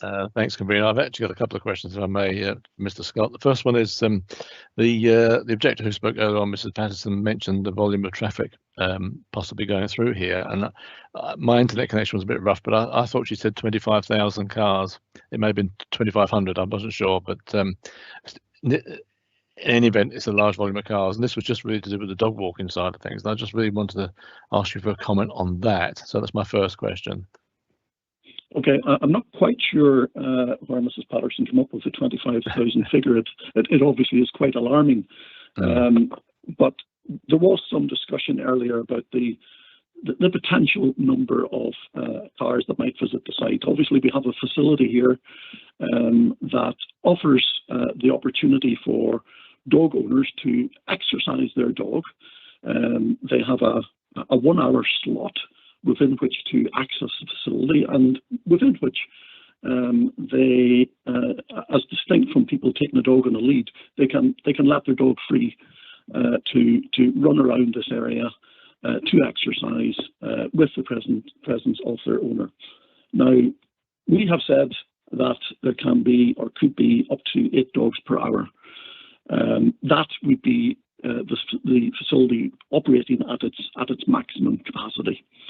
The business plan that's been put forward for the first year suggests that the facility will be open or will be used 50% of its capacity. So I think the figures Mrs. Patterson has been using and has extrapolated are identifying the absolute worst case scenario, which in reality will not happen.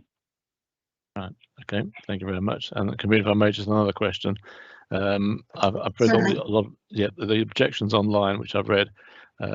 Many imply, as I think you mentioned very briefly, that the business is if I can use the term, a blind for actually getting permission to build a residential property on the land. By implication, I stress by implication. And I just wondered if the applicant had any comment on that, if she's online.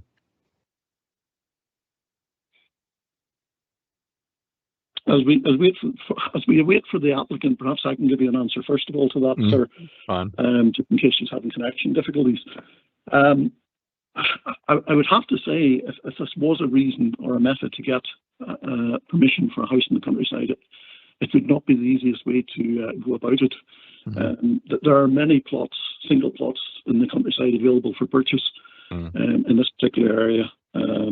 But going through establishing an equine business, living in temporary accommodation for 3 years, and then assuming the business is established and developed, to apply for a permanent dwelling house after that, it's a torturous way to get a house or permission for a house in the countryside. I can assure you, Tammy, who hopefully will be able to come on after this, is the most genuine individual that you'll ever come across. She has a great passion and love for horses. She's a very astute business lady, having owned businesses in Edinburgh previously, and I have met her. I have discussed her proposals with her. We both have strong interest in equine issues, and I can assure you this is a genuine business, and the house required is only required because of the business upon which it is proposed on the back of. So Tammy can expand it, is welcome to expand on that if she's available. If she's available, yeah, okay. Hi, I am here. Hi, Mrs. Les. Thank you very much. If you just a comment on that, if you wouldn't mind, please. Hi, yes, no problem. Good morning. The reason for us putting in this application and looking for some land is primarily brought about by the fact that we have horses ourselves, and one of our horses is actually particularly poorly and would benefit greatly from being on a track system in particular. So, I mean, there's a passion there for my own ponies, and to try and extend that fully to, you know, other people within the area and further afield who would, you know, entrust us to look after their ponies and horses in a time of need when they are particularly poorly. Fine. Thank you for that, and thank you for coming in on that. Thank you, convener. Thank you. Thank you. We have another question from Councillor James. Councillor James, your question, please. And again, thanks, convener. I wonder if it's possible, I'm having real internet issues here with planning system.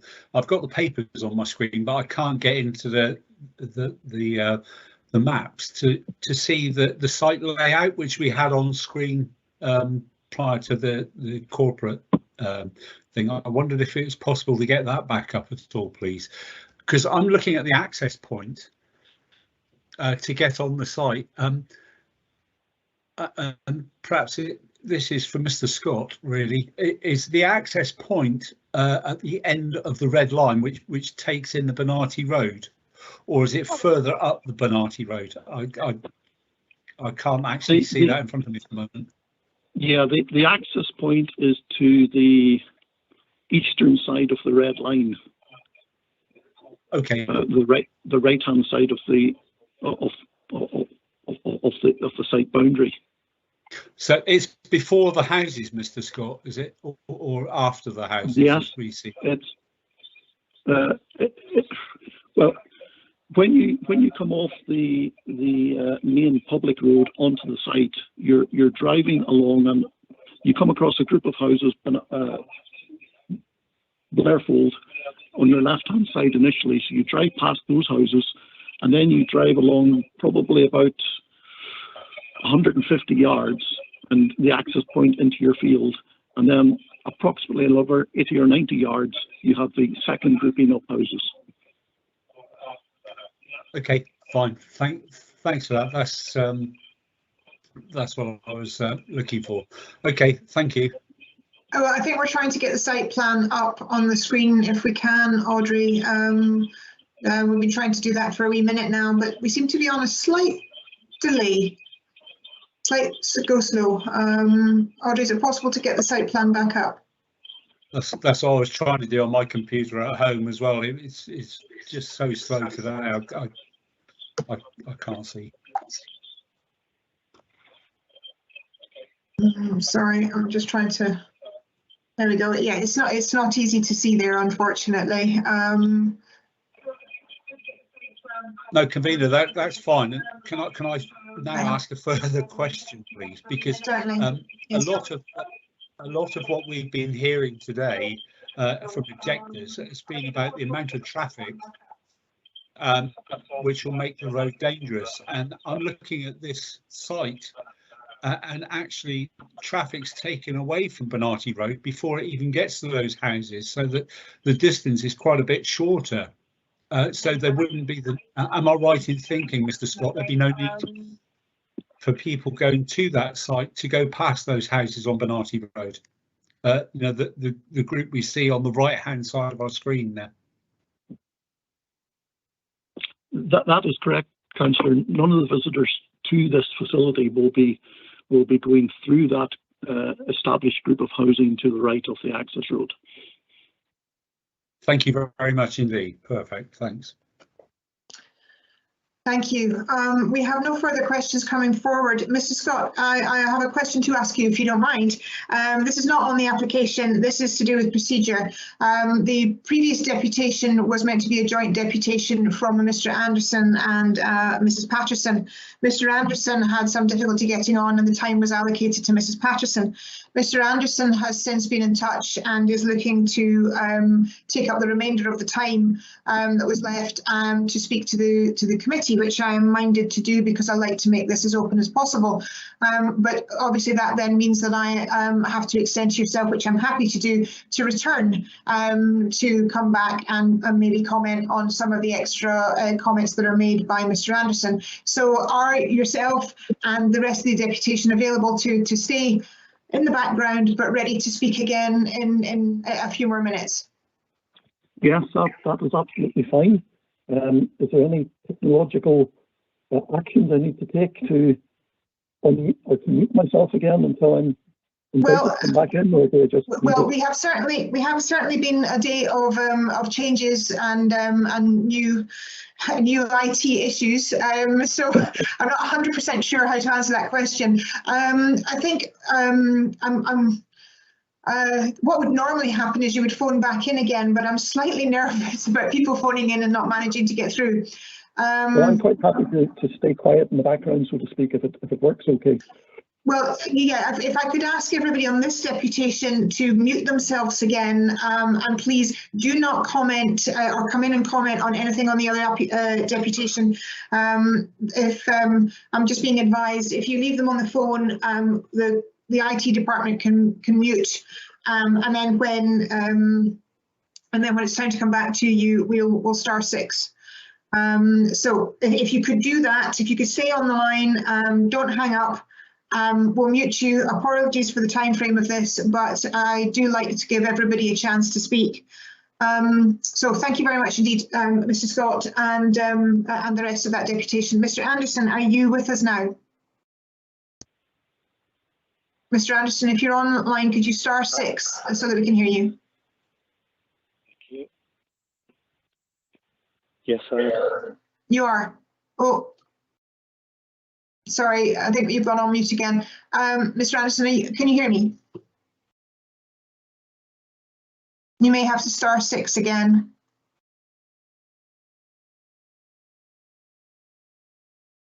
Hello? Hello, yes, Mr. Anderson. Hello? Hello, can you hear me? Yes, hello there. Eventually, thank you. Thank you. Now, Mr. Anderson, my understanding of the previous deputation was a joint deputation, which was 10 minutes jointly. It was about 8 minutes that Mrs. Patterson had to address the committee. I am minded to extend that to give you a little bit more time, because this is beyond the sort of frame of standing orders. But I have said many times, I do want to make sure that all options are heard. So I'm happy for you to make your deputation, but you know, we have already heard a deputation on this side. So I'm going to pass you over to Councillor Braun, who will do the timing, and we'll ask you some questions after that. Thank you. Thank you. Thank you, convener. Are we? Just clarification on time. You've said it was only 8 minutes. We'll only leave 2 left. Are we going for 5 or? I'm happy with 5 or thereabouts, Vice Convener. That would be fine. We have listened to this. So, Mr. Anderson, you'll have 5 minutes. Councillor Braun, over to you. Okay, fine, Mr. Anderson. Mr. Anderson, can you hear me all right? Yes, I can. Fine. Okay, well, you'll have 5 minutes. Basically, what will happen is at the 4th minute, if you get that far, I will interrupt you and say you have the 1 minute left to go. Try and be a bit flexible here for you, but I will start the clock when I next hear you speak. Good morning. Thank you very much, council members. Basically what it is, my name is Gordon Anderson and I've resided at Blairfordle Steading on Bernardi Road for 12 years. In that period of time, Bernardi Road, as you're aware now, is a single track road and it's not adopted by the council. It is a terrible road to be on, no lighting, no pavement. The plan that's been submitted proposes to have a dog exercising area which will be operating 12 hours a day, and assuming the operational targets are achieved, that's approximately 96 dogs per day, 7 days per week, which equates to 672 dogs. That is excessive. I personally own 4 dogs and they bark when they hear the postman half a mile away. So the whole area is going to be a noise box of barking. The road itself is, with increased traffic, walking groups use that road, local children's nurseries use that road, disabled groups in wheelchairs, cyclists, horses, hacking and farm machinery, delivery vans, the residents and the school children who walk that road on a daily basis will be exposed to this increased traffic. Basically, I see conflict between drivers and walkers on a daily basis. It's just a terrible road, and the increased traffic is going to just create so many more problems. And in addition to the aforementioned, what I've been talking about, the applicant is seeking permission to site a 3-bedroom temporary accommodation home on that ground, which in due course, by their own admission, would be subject to them applying for a permanent house, subject to the success of the business. I know we're not talking about future planning, but this is just the whole area being turned into another Dulwich Park, which is in Dunfermline. And as one who lives here, I think you really need to address the whole safety aspect and the impact it's going to have on 31 objectionable letters received from 21 houses, and the Community Council have even spoke out in the matter. Basically, Mrs. Patterson, who I thought I was going to be on first, and my whole preparation has been thrown to one side, so I'm just speaking offhand right now, and I appreciate the Council taking time to allow me to come back in to air my points. But I really think this should be refused on the basis of what the impact will be to our community. For someone that wants to have a dog walking exercise area and a holistic facilities for a house, for a horse. I thank the committee for their time, and I'm open to any questions you might have. Thank you. Thank you, Mr. Anderson. I'll pass you back to the convener. Thank you. Thanks. Thank you very much. Yeah, thank you very much indeed, Mr. Anderson. And I know that things didn't quite go to plan this morning, but I'm glad you had a chance to address the committee. Can I ask the committee, do they have any questions for Mr. Anderson? If there's anything that they would like to ask him, could they please put a Q in the chat box now?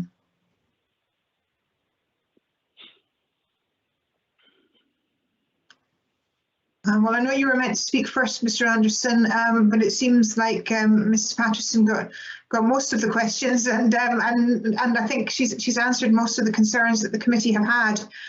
There doesn't seem to be any questions coming forward for you, so thank you very much indeed for your time. Thank you for coming on, but I think maybe the two of you could speak, but I think Mrs. Patterson answered most of the questions that the committee had.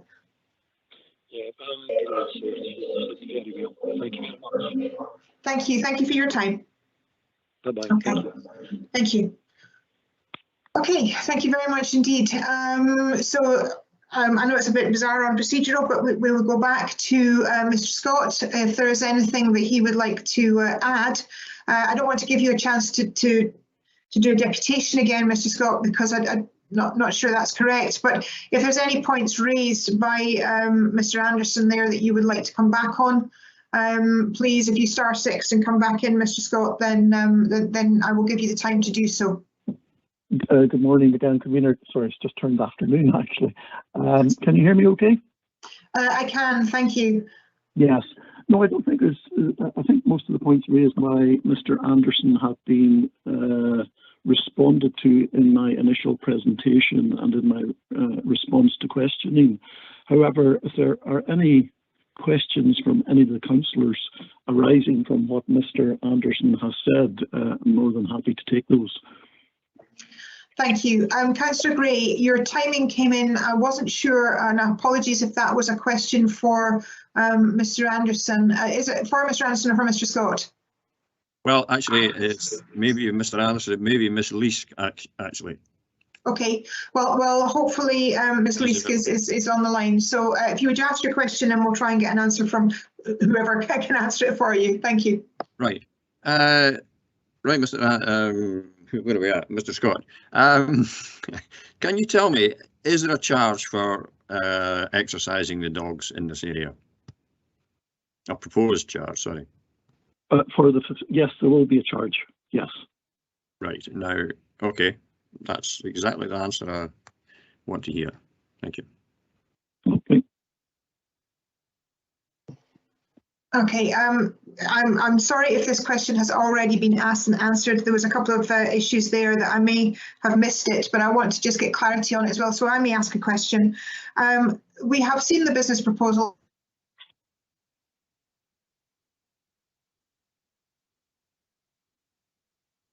Yourselves, please, what you realistically anticipate the usage of the dog park over the coming year or so, because I like to get an indication from the people who are actually working in the area and working with their prospective jobs to be able to give me an idea of what they realistically think, rather than a business proposal, which is obviously what you would hope projecting forward. So can I have an indication on that, please? Sorry, you broke up quite a bit there, convener, during that question. Could you maybe repeat it? Yes, we're having such fun today. So my apologies. The question really is, you put forward a business proposal, which I totally understand, but you'll have a perception, knowing the environment that you're in, of just how busy the dog park will be. Can you give me an indication of what your feel will be, rather than facts and figures, what your feel will be for the amount of usage and dogs attending on a daily basis? Thank you. Yes, I can understand why you're asking that question, convener. Obviously, on a facility of this nature, usage will depend on days and times. I would expect it to be quieter Monday to Friday and slightly busier Saturday to Sunday. I would expect more people using it at the weekends. During the week, again, it depends on different times of the day. If people are working, they perhaps come out with their dogs later on in the evening in the summertime. Maybe not at all in winter. So to answer that question, I'd almost need to go through every month to give you an indication of what sort of level of usage we would envisage. And I'm sure you don't want me to do that. No, and I'm sorry if my question seemed a little bit ambiguous. People normally have a feel. I used to have a couple of dogs. I would go to a dog park personally because I knew they were safe. I knew they were enclosed, but I'd be one car and I'd turning up with more than one animal. So it was just to try and get a feel for what you thought. It wasn't really to be that precise.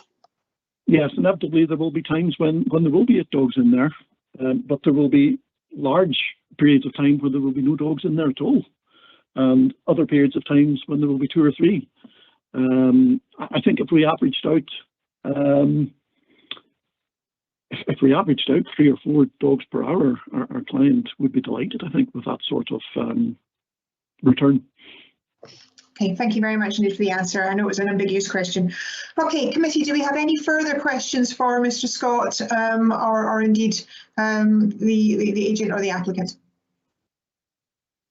No, no further questions. Thank you very much indeed for your attendance. My apologies that it was a little disjointed. It has been one of those days. Thank you very much indeed for your time. Okay. Thank you, convener. Thank you. Committee, now time to ask questions of officers. So can I ask you please to put Q's in the box and we'll build up questions for officers and we'll do that. So first one up is Councillor Simpson. Over to yourself, please, and we'll ask your question. Thank you. Thank you very much indeed, convener. My question relates to the residential accommodation aspect of this proposal. And I wonder if we might get some guidance from officers, possibly from legal officers, about the acceptability of permitting this proposal to go forward for the equestrian business in the dog exercise area on the basis it cannot operate without accommodation, but only allowing for temporary accommodation. I'm anxious that we're not making successor committees, of which I will not be part, hostages to fortune in the future. It seems to me incongruous that we permit a business that requires residential accommodation without the residential accommodation being forever. Thank you for the question. Over to Mr. Panton and then to Mr. Fogg for the answer. Thank you. Yeah, thank you for your question, Councillor Simpson. You'll note in paragraphs 53 to 57 of the report, we've assessed the mobile unit against policy 19, housing in the countryside, and we have added condition 8, which limits the mobile home until the 31st of March 2025. Now, as that condition is applied, if the applicant would wish to keep the unit after this date, they would need to either apply for a new planning application to keep it there, or they could apply for a section 42 application to delete or amend the condition. So at this present time, the house, if granted today, condition 8 would restrict it to the 31st of March 2025, and we've done this to make sure that it fully accords with policy 19, housing in the countryside. So I don't know if Mr. Fogg wants to add anything to that. Yes, Mr. Fogg, if you could answer that as well, please.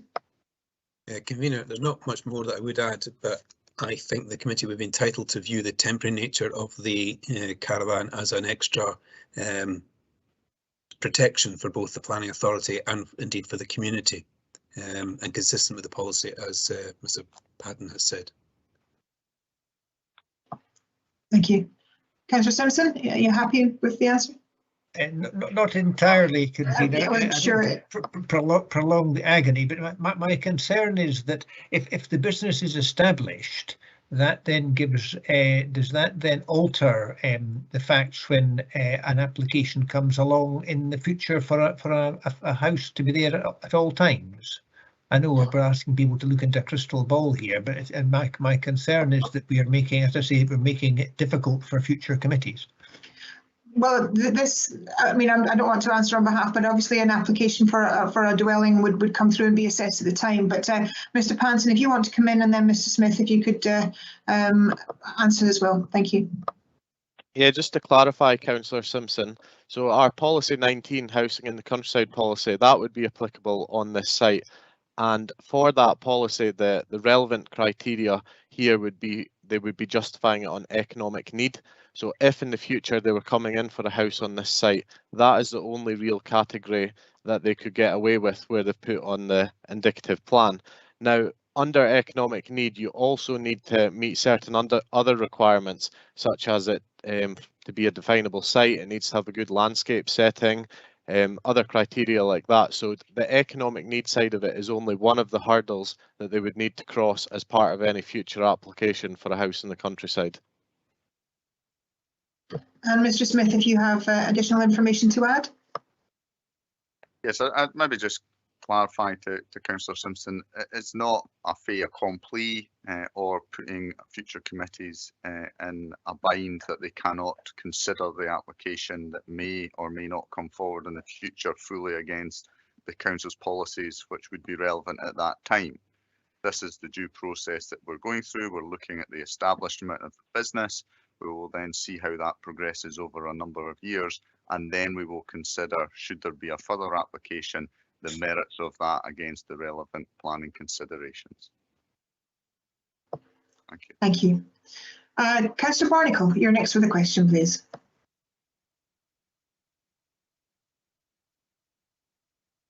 Thanks, convener. I actually have a number of questions. I don't know whether you want me to put them under headings for officers, but I can do that. But it depends how you want to play I'm it. happy if they are grouped, Councillor Barnacle, then please do group them. If not, don't worry about it. There's nobody else coming forward at the moment with questions. So if you just want to start, but if you do automatically group together, then do so. Thank you. Right. First of all, for planning, as I said earlier, I'm surprised at the level of objection to this proposal.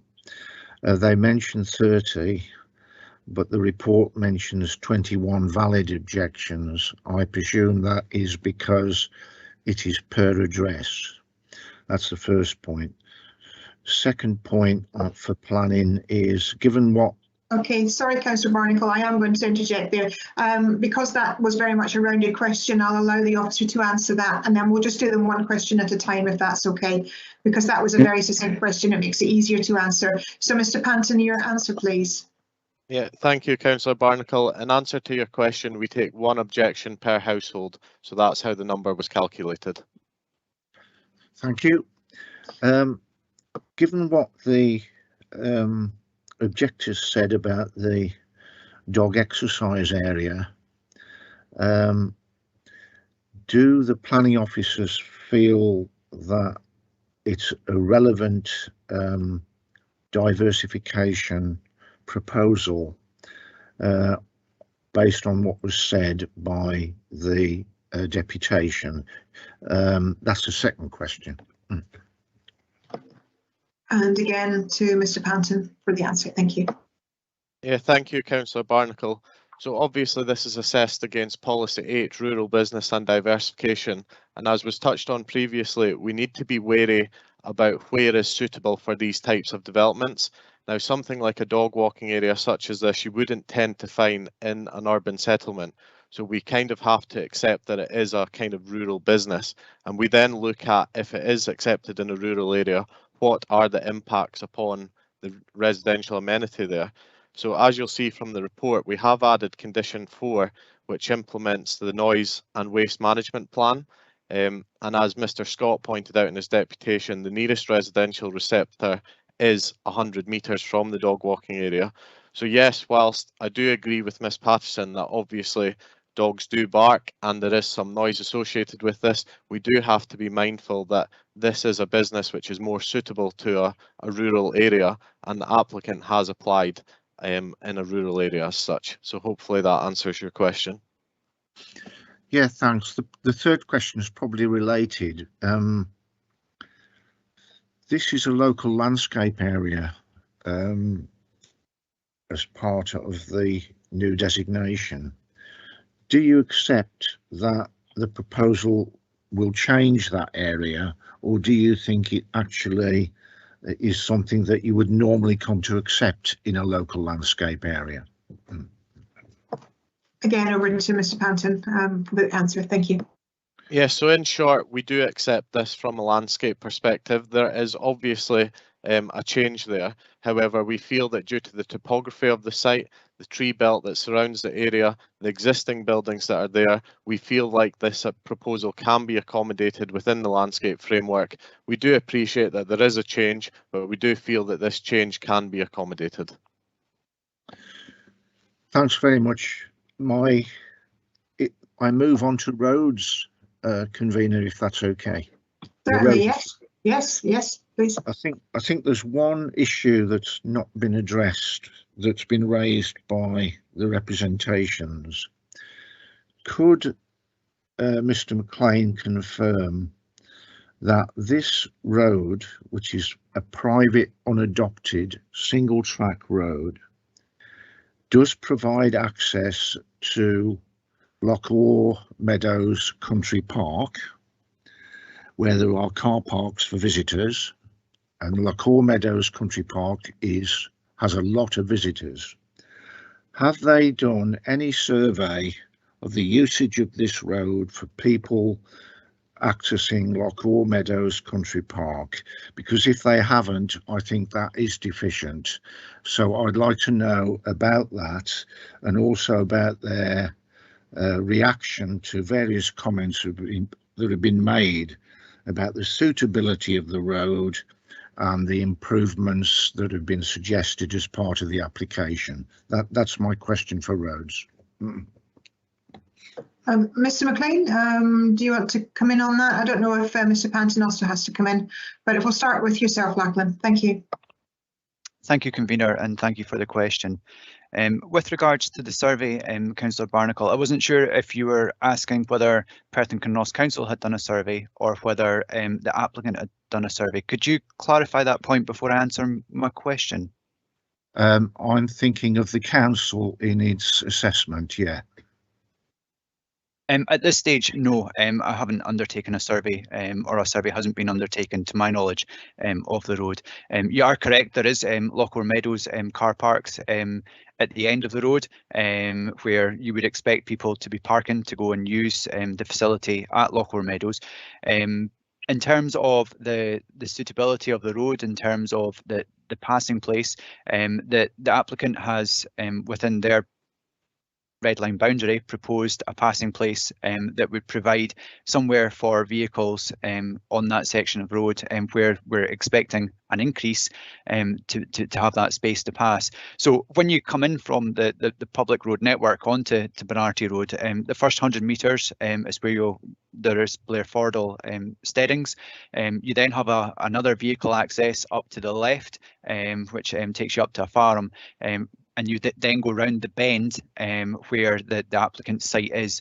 And in that section, which is approximately 120 metres or so, there is the provision of the passing place, which will increase the road width up to 5.5 metres and will be 12 metres in length, which meets the requirements of the National Roads Development Guide. Could I come in with a supplementary? Certainly. Do you think that the lack of a survey of the usage of the road for Lochawe Meadows Country Park, which is very popular visitor destination, do you think the lack of a survey is something that perhaps should be done by the council in assessment of this application? Because I feel that what the local people are saying and what transport planning is saying seems to be at variance. Mr. McLean, I'm not sure. I mean, you're okay. I'm not 100% sure that question is a roads one, because it's an opinion. But anyway, go for it. Thank you for the question. There's a number of places where if we do have applications, generally if there was a major concern, I would ask the applicant to undertake a survey, and then we can assess it on those grounds. On this occasion, we haven't felt it's necessary for a survey to be undertaken. If we take one of the previous applications that we considered up at West Gormack, for example, there was a survey undertaken in that location, but in this case, no, it wasn't felt that a survey was needed for this site. Okay, thanks. I think I've only got one remaining question, Convener, and that's for the legal department. Okay, your question, please. Given the description of the Community Council's objection, which related to the landscape, residential amenity, economic sustainability and road safety. Apart from my previous comment about the lack of a survey on the usage of Lochawe Meadows, I'm struggling to see any reasons that I could put forward for refusing the application, which is obviously what the objectors want and what the Community Council want. But given what's in the report, apart from the lack of a survey, I can't see any grounds for either deferring the application or refusing it. Would legal department agree with that? Mr. Fogg, would you agree? I think the way I'd put it is I would have considerable reservations about my ability to defend a decision not to approve this application were that the committee's resolution and it was subsequently taken to appeal. For similar reasons, I think that you have identified, Councillor Barnacle. Is that a fair way of replying? Yeah. The only thing I'm left with is the lack of the survey, and if the committee weren't agreeable on deferral for that purpose, then that's my position. End of questions. Well, thank you very much indeed for your questions, Councillor Barnacle. As I said many times, I do like for the debate and for questions to be freely asked and answered. Councillor Gray, you're coming forward with a motion. Can you voice that, please? Go for it. Yep, thank you, Convener. Frankly, I think there's a very appropriate development for this area. It's a rural-based activity. It brings dogs to the countryside, horses, people love horses.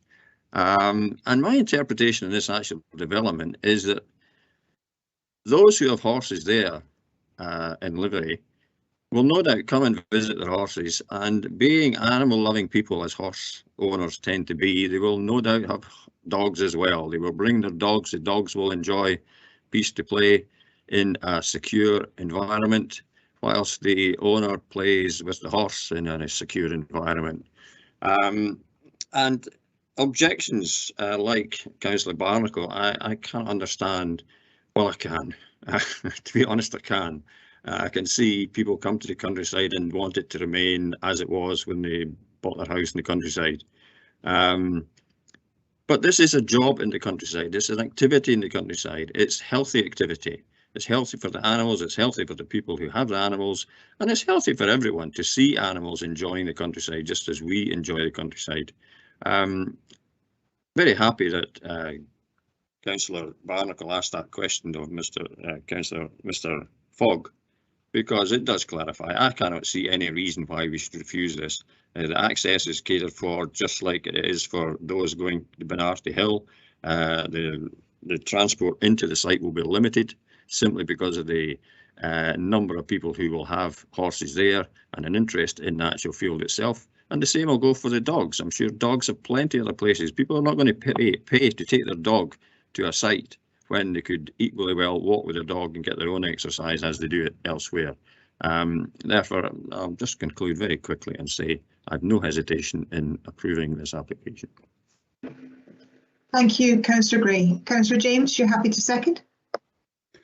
I certainly am, Convener, and Councillor Gray and I generally agree on items like this that come to committee. This one I particularly like. It's a little different. What appears like a normal livery is actually quite a groundbreaking system. It's a track system.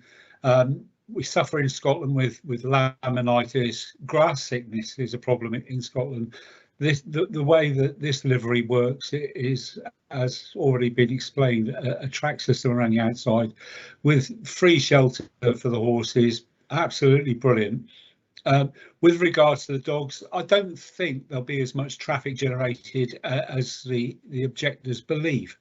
In my experience, the people you'll find using this will be professional dog walkers who'll go around to clients, pick up 3 or 4, maybe 5 or 6 dogs and walk them all at one time, taking them in their one van in a secure area where the dogs can run and exercise and everything else. And it's open to the public anyway. So I'm loving this facility as an animal lover, and I've no qualms with seconding Councillor Gray's motion. Thank you. Thank you. Do we have an amendment? No, there is no amendment coming forward. Any comments from councillors? No, thank you. Then the application is approved. Thank you very much indeed. Okay, so that then brings us on to the final sections of today. We have three applications of or prior application notices. So if we start off with the first one, which is a formation of battery energy storage compound comprising battery storage units, auxiliary buildings and equipment, landscaping and associated works at Shindower, Fennel Hill Wood in Braco. Now, I say this every single time, everybody. These are really not meant to be for questions. It's not about officers because they literally don't have an awful lot of information to go on.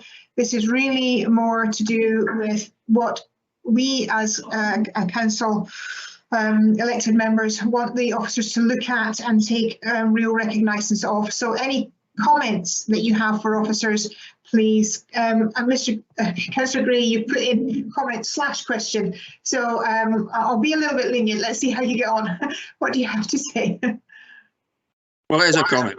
Okay. It is a comment. This is an application which is a PAN application, which is very adjacent to one already approved, same site, virtually the same site, same access. And it's the access I'm concerned with, and that is we discussed it at Braco Community Council just the other night. And the access comes up via Federal Road, which is in fact the B8033, which dissects the school, in fact, because the school main building is on one side of the road and the school hall is on the other side and play areas beyond that.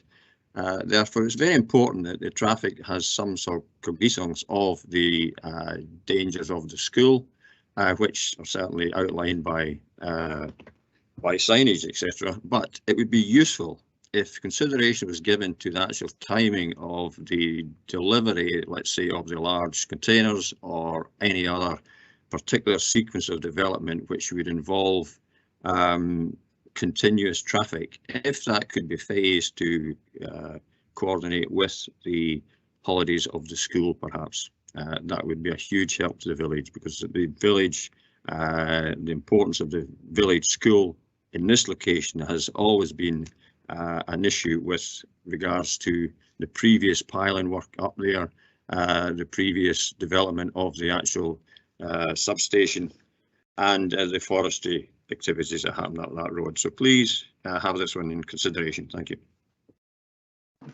Thank you. Councillor Wilson.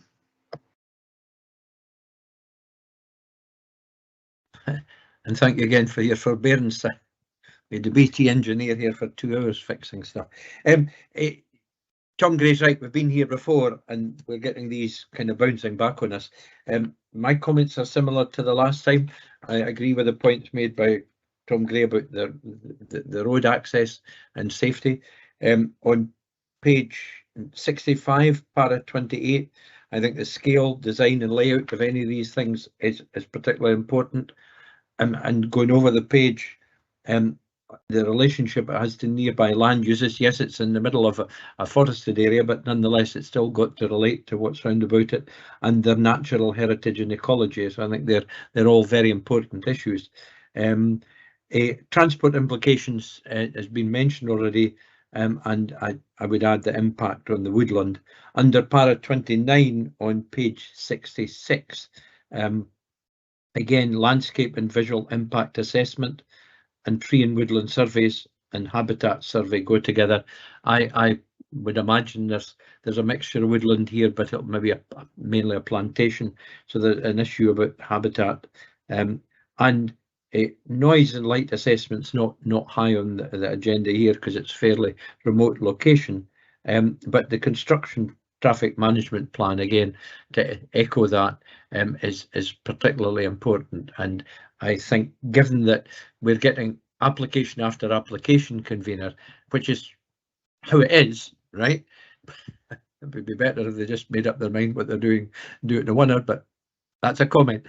But it's particularly important that these might be phased over a period of time, and therefore the public might, and local community might have longer to put up with the lorries and everything than they would otherwise do. And I think that needs to be planned, and planned as carefully as possible. Thank you. Thank you. Any further comments for officers? No, thank you very much. So that moves us on to the next pre-application. This one is also a battery energy storage compound comprising of battery storage units, ancillary buildings and equipment, landscaping and associated works at land north of Abernethy Cemetery, Newborough Road in Abernethy. So again, councillors, can you put a C in the chat function and raise any comments or concerns that you would like the officers to look at? Councillor Illingworth, your comment, please. Yeah, there are three issues, or two issues I'd like the officers to consider. First of all, the impact on local businesses, and secondly, the screening of these fairly, well, the containers are not attractive to look at, so it's important they're screened appropriately. And actually, the third issue I'd like them to consider is that because these containers full of batteries are expected to have a lifespan of about 10 to 15 years, if we ask them to consider a plan for removing or bringing the land back to its current state if so needed. Thank you. Thank you. My apologies. Councillor Wilson, you have some comments on this one too, please. Thank you. Thank you. Inevitably, I associate myself with the comments made by my colleague David Illingworth. We'll soon have a whole page of planning history here, convener, and I think there's a serious point to raise in relation to that as a question. I wonder what discussion is being had with the applicants to find out how there seems to be a sort of dripping roast approach to these applications, and I wonder what locus we've got for discussing generally with them. It's not that there's anything wrong with all of this, it's green energy, right? Tick the big box there, but it's time consuming for our officers, it's time consuming for the planning committee and also all the consultees to deal with these, and this is the 6th, 7th application for this site. Now I know that for different things, some of them are for the switchgear, some of them are for the batteries, some of them are for other facilities, but it kind of smacks to me like we don't have a terribly coordinated plan to begin with. Now I may have got that entirely wrong, but I remain to be convinced about it. So that's a question I think maybe Mr. Smith might want to address with, and I don't need an answer now, Christian, but to address whether those in charge of this process, if anybody is in charge of it, right? And that's not a sarcastic remark, not entirely anyway. Now to go I think since you've raised the point, if you're okay, Councillor Wilson, I would like Mr. Smith to answer it since he's happy to do so, and then that way the rest of the committee have an indication as well. Mr. Smith. Yes, thank you, convener, and I totally understand where you're coming from, Councillor Wilson. That the situation here, to my understanding anyway, in relation to battery storage facilities, it's an exceedingly fast-moving technology, and there are constant updates, let's call them, in terms of the type and quality of the equipment that's comprising these developments, and as such it can be the case that over a number of years what might have been specified in a planning application is no longer the optimum way forward, and because of the change associated to that they need to go through the planning process again. Maybe separately, but far more generally, we must accept planning applications and consider them on their merits, whether or not there are revised schemes coming forward continually. It would only be if we were not accepting of a proposal in principle and the same proposal was being submitted again and again. That's not been the case in these situations, but overall it's a very fast moving technology, and as a result there are updates and they require to go through the planning process. So maybe that gives you some comfort and clarity. Thank you. Venus, I would like to thank Mr. Smith for the professionalism of his remarks in a moving feast. Absolutely. I'm back on page 75.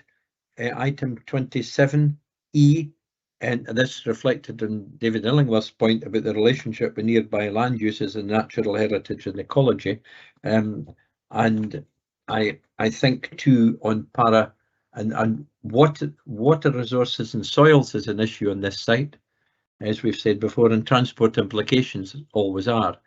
The great beauty of having this repeat request, we almost know what the issues are, convener, but I think it's right that we point them out every time. 28, para 28, transport assessment, flood risk and drainage assessment, landscape and visual impact assessment, noise and light assessment are all things that I think, and again, a construction traffic management plan. This is not up a country road, this is beside a main road from Abernethy to Newborough, which is busy, at a very busy corner. And therefore I think it's important that these things are highlighted in our planner's review of the application. Thank you. Thank you, Councillor Wilson. Are there any further comments to be made regarding this particular proposal? No.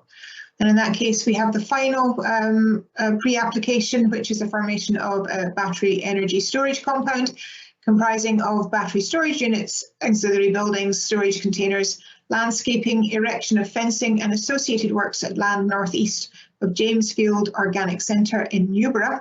So again, committee, could you put any C's in the box regarding that? Councillor Illingworth, you're first in. Thank you. Yeah, thank you, Convener. My apologies. Oh, sorry, it was actually Councillor Barnacle, but Councillor Barnacle, then Councillor Illingworth, then Councillor Wilson. My apologies, Councillor Barnacle. Well, Councillor Illingworth, it's Councillor Illingworth's ward, so I'm happy for him to go before me. I will go by the list in front of me now that you're on there, if that's okay, Councillor Barnacle. So you go first, then Councillor Illingworth. Thank you. Okay, it was just for me, the fact that this is so close to the Jamesfield Organic Centre, particularly the access, so relationship to nearby land uses comes into account, and noise and transport implications for its proximity to the organic centre is my comment, which I'm sure Councillor Illingworth will share. I'm sure he will. Over to you, Councillor Illingworth. Yeah, I'd like to repeat exactly the same comments that I made for the previous application.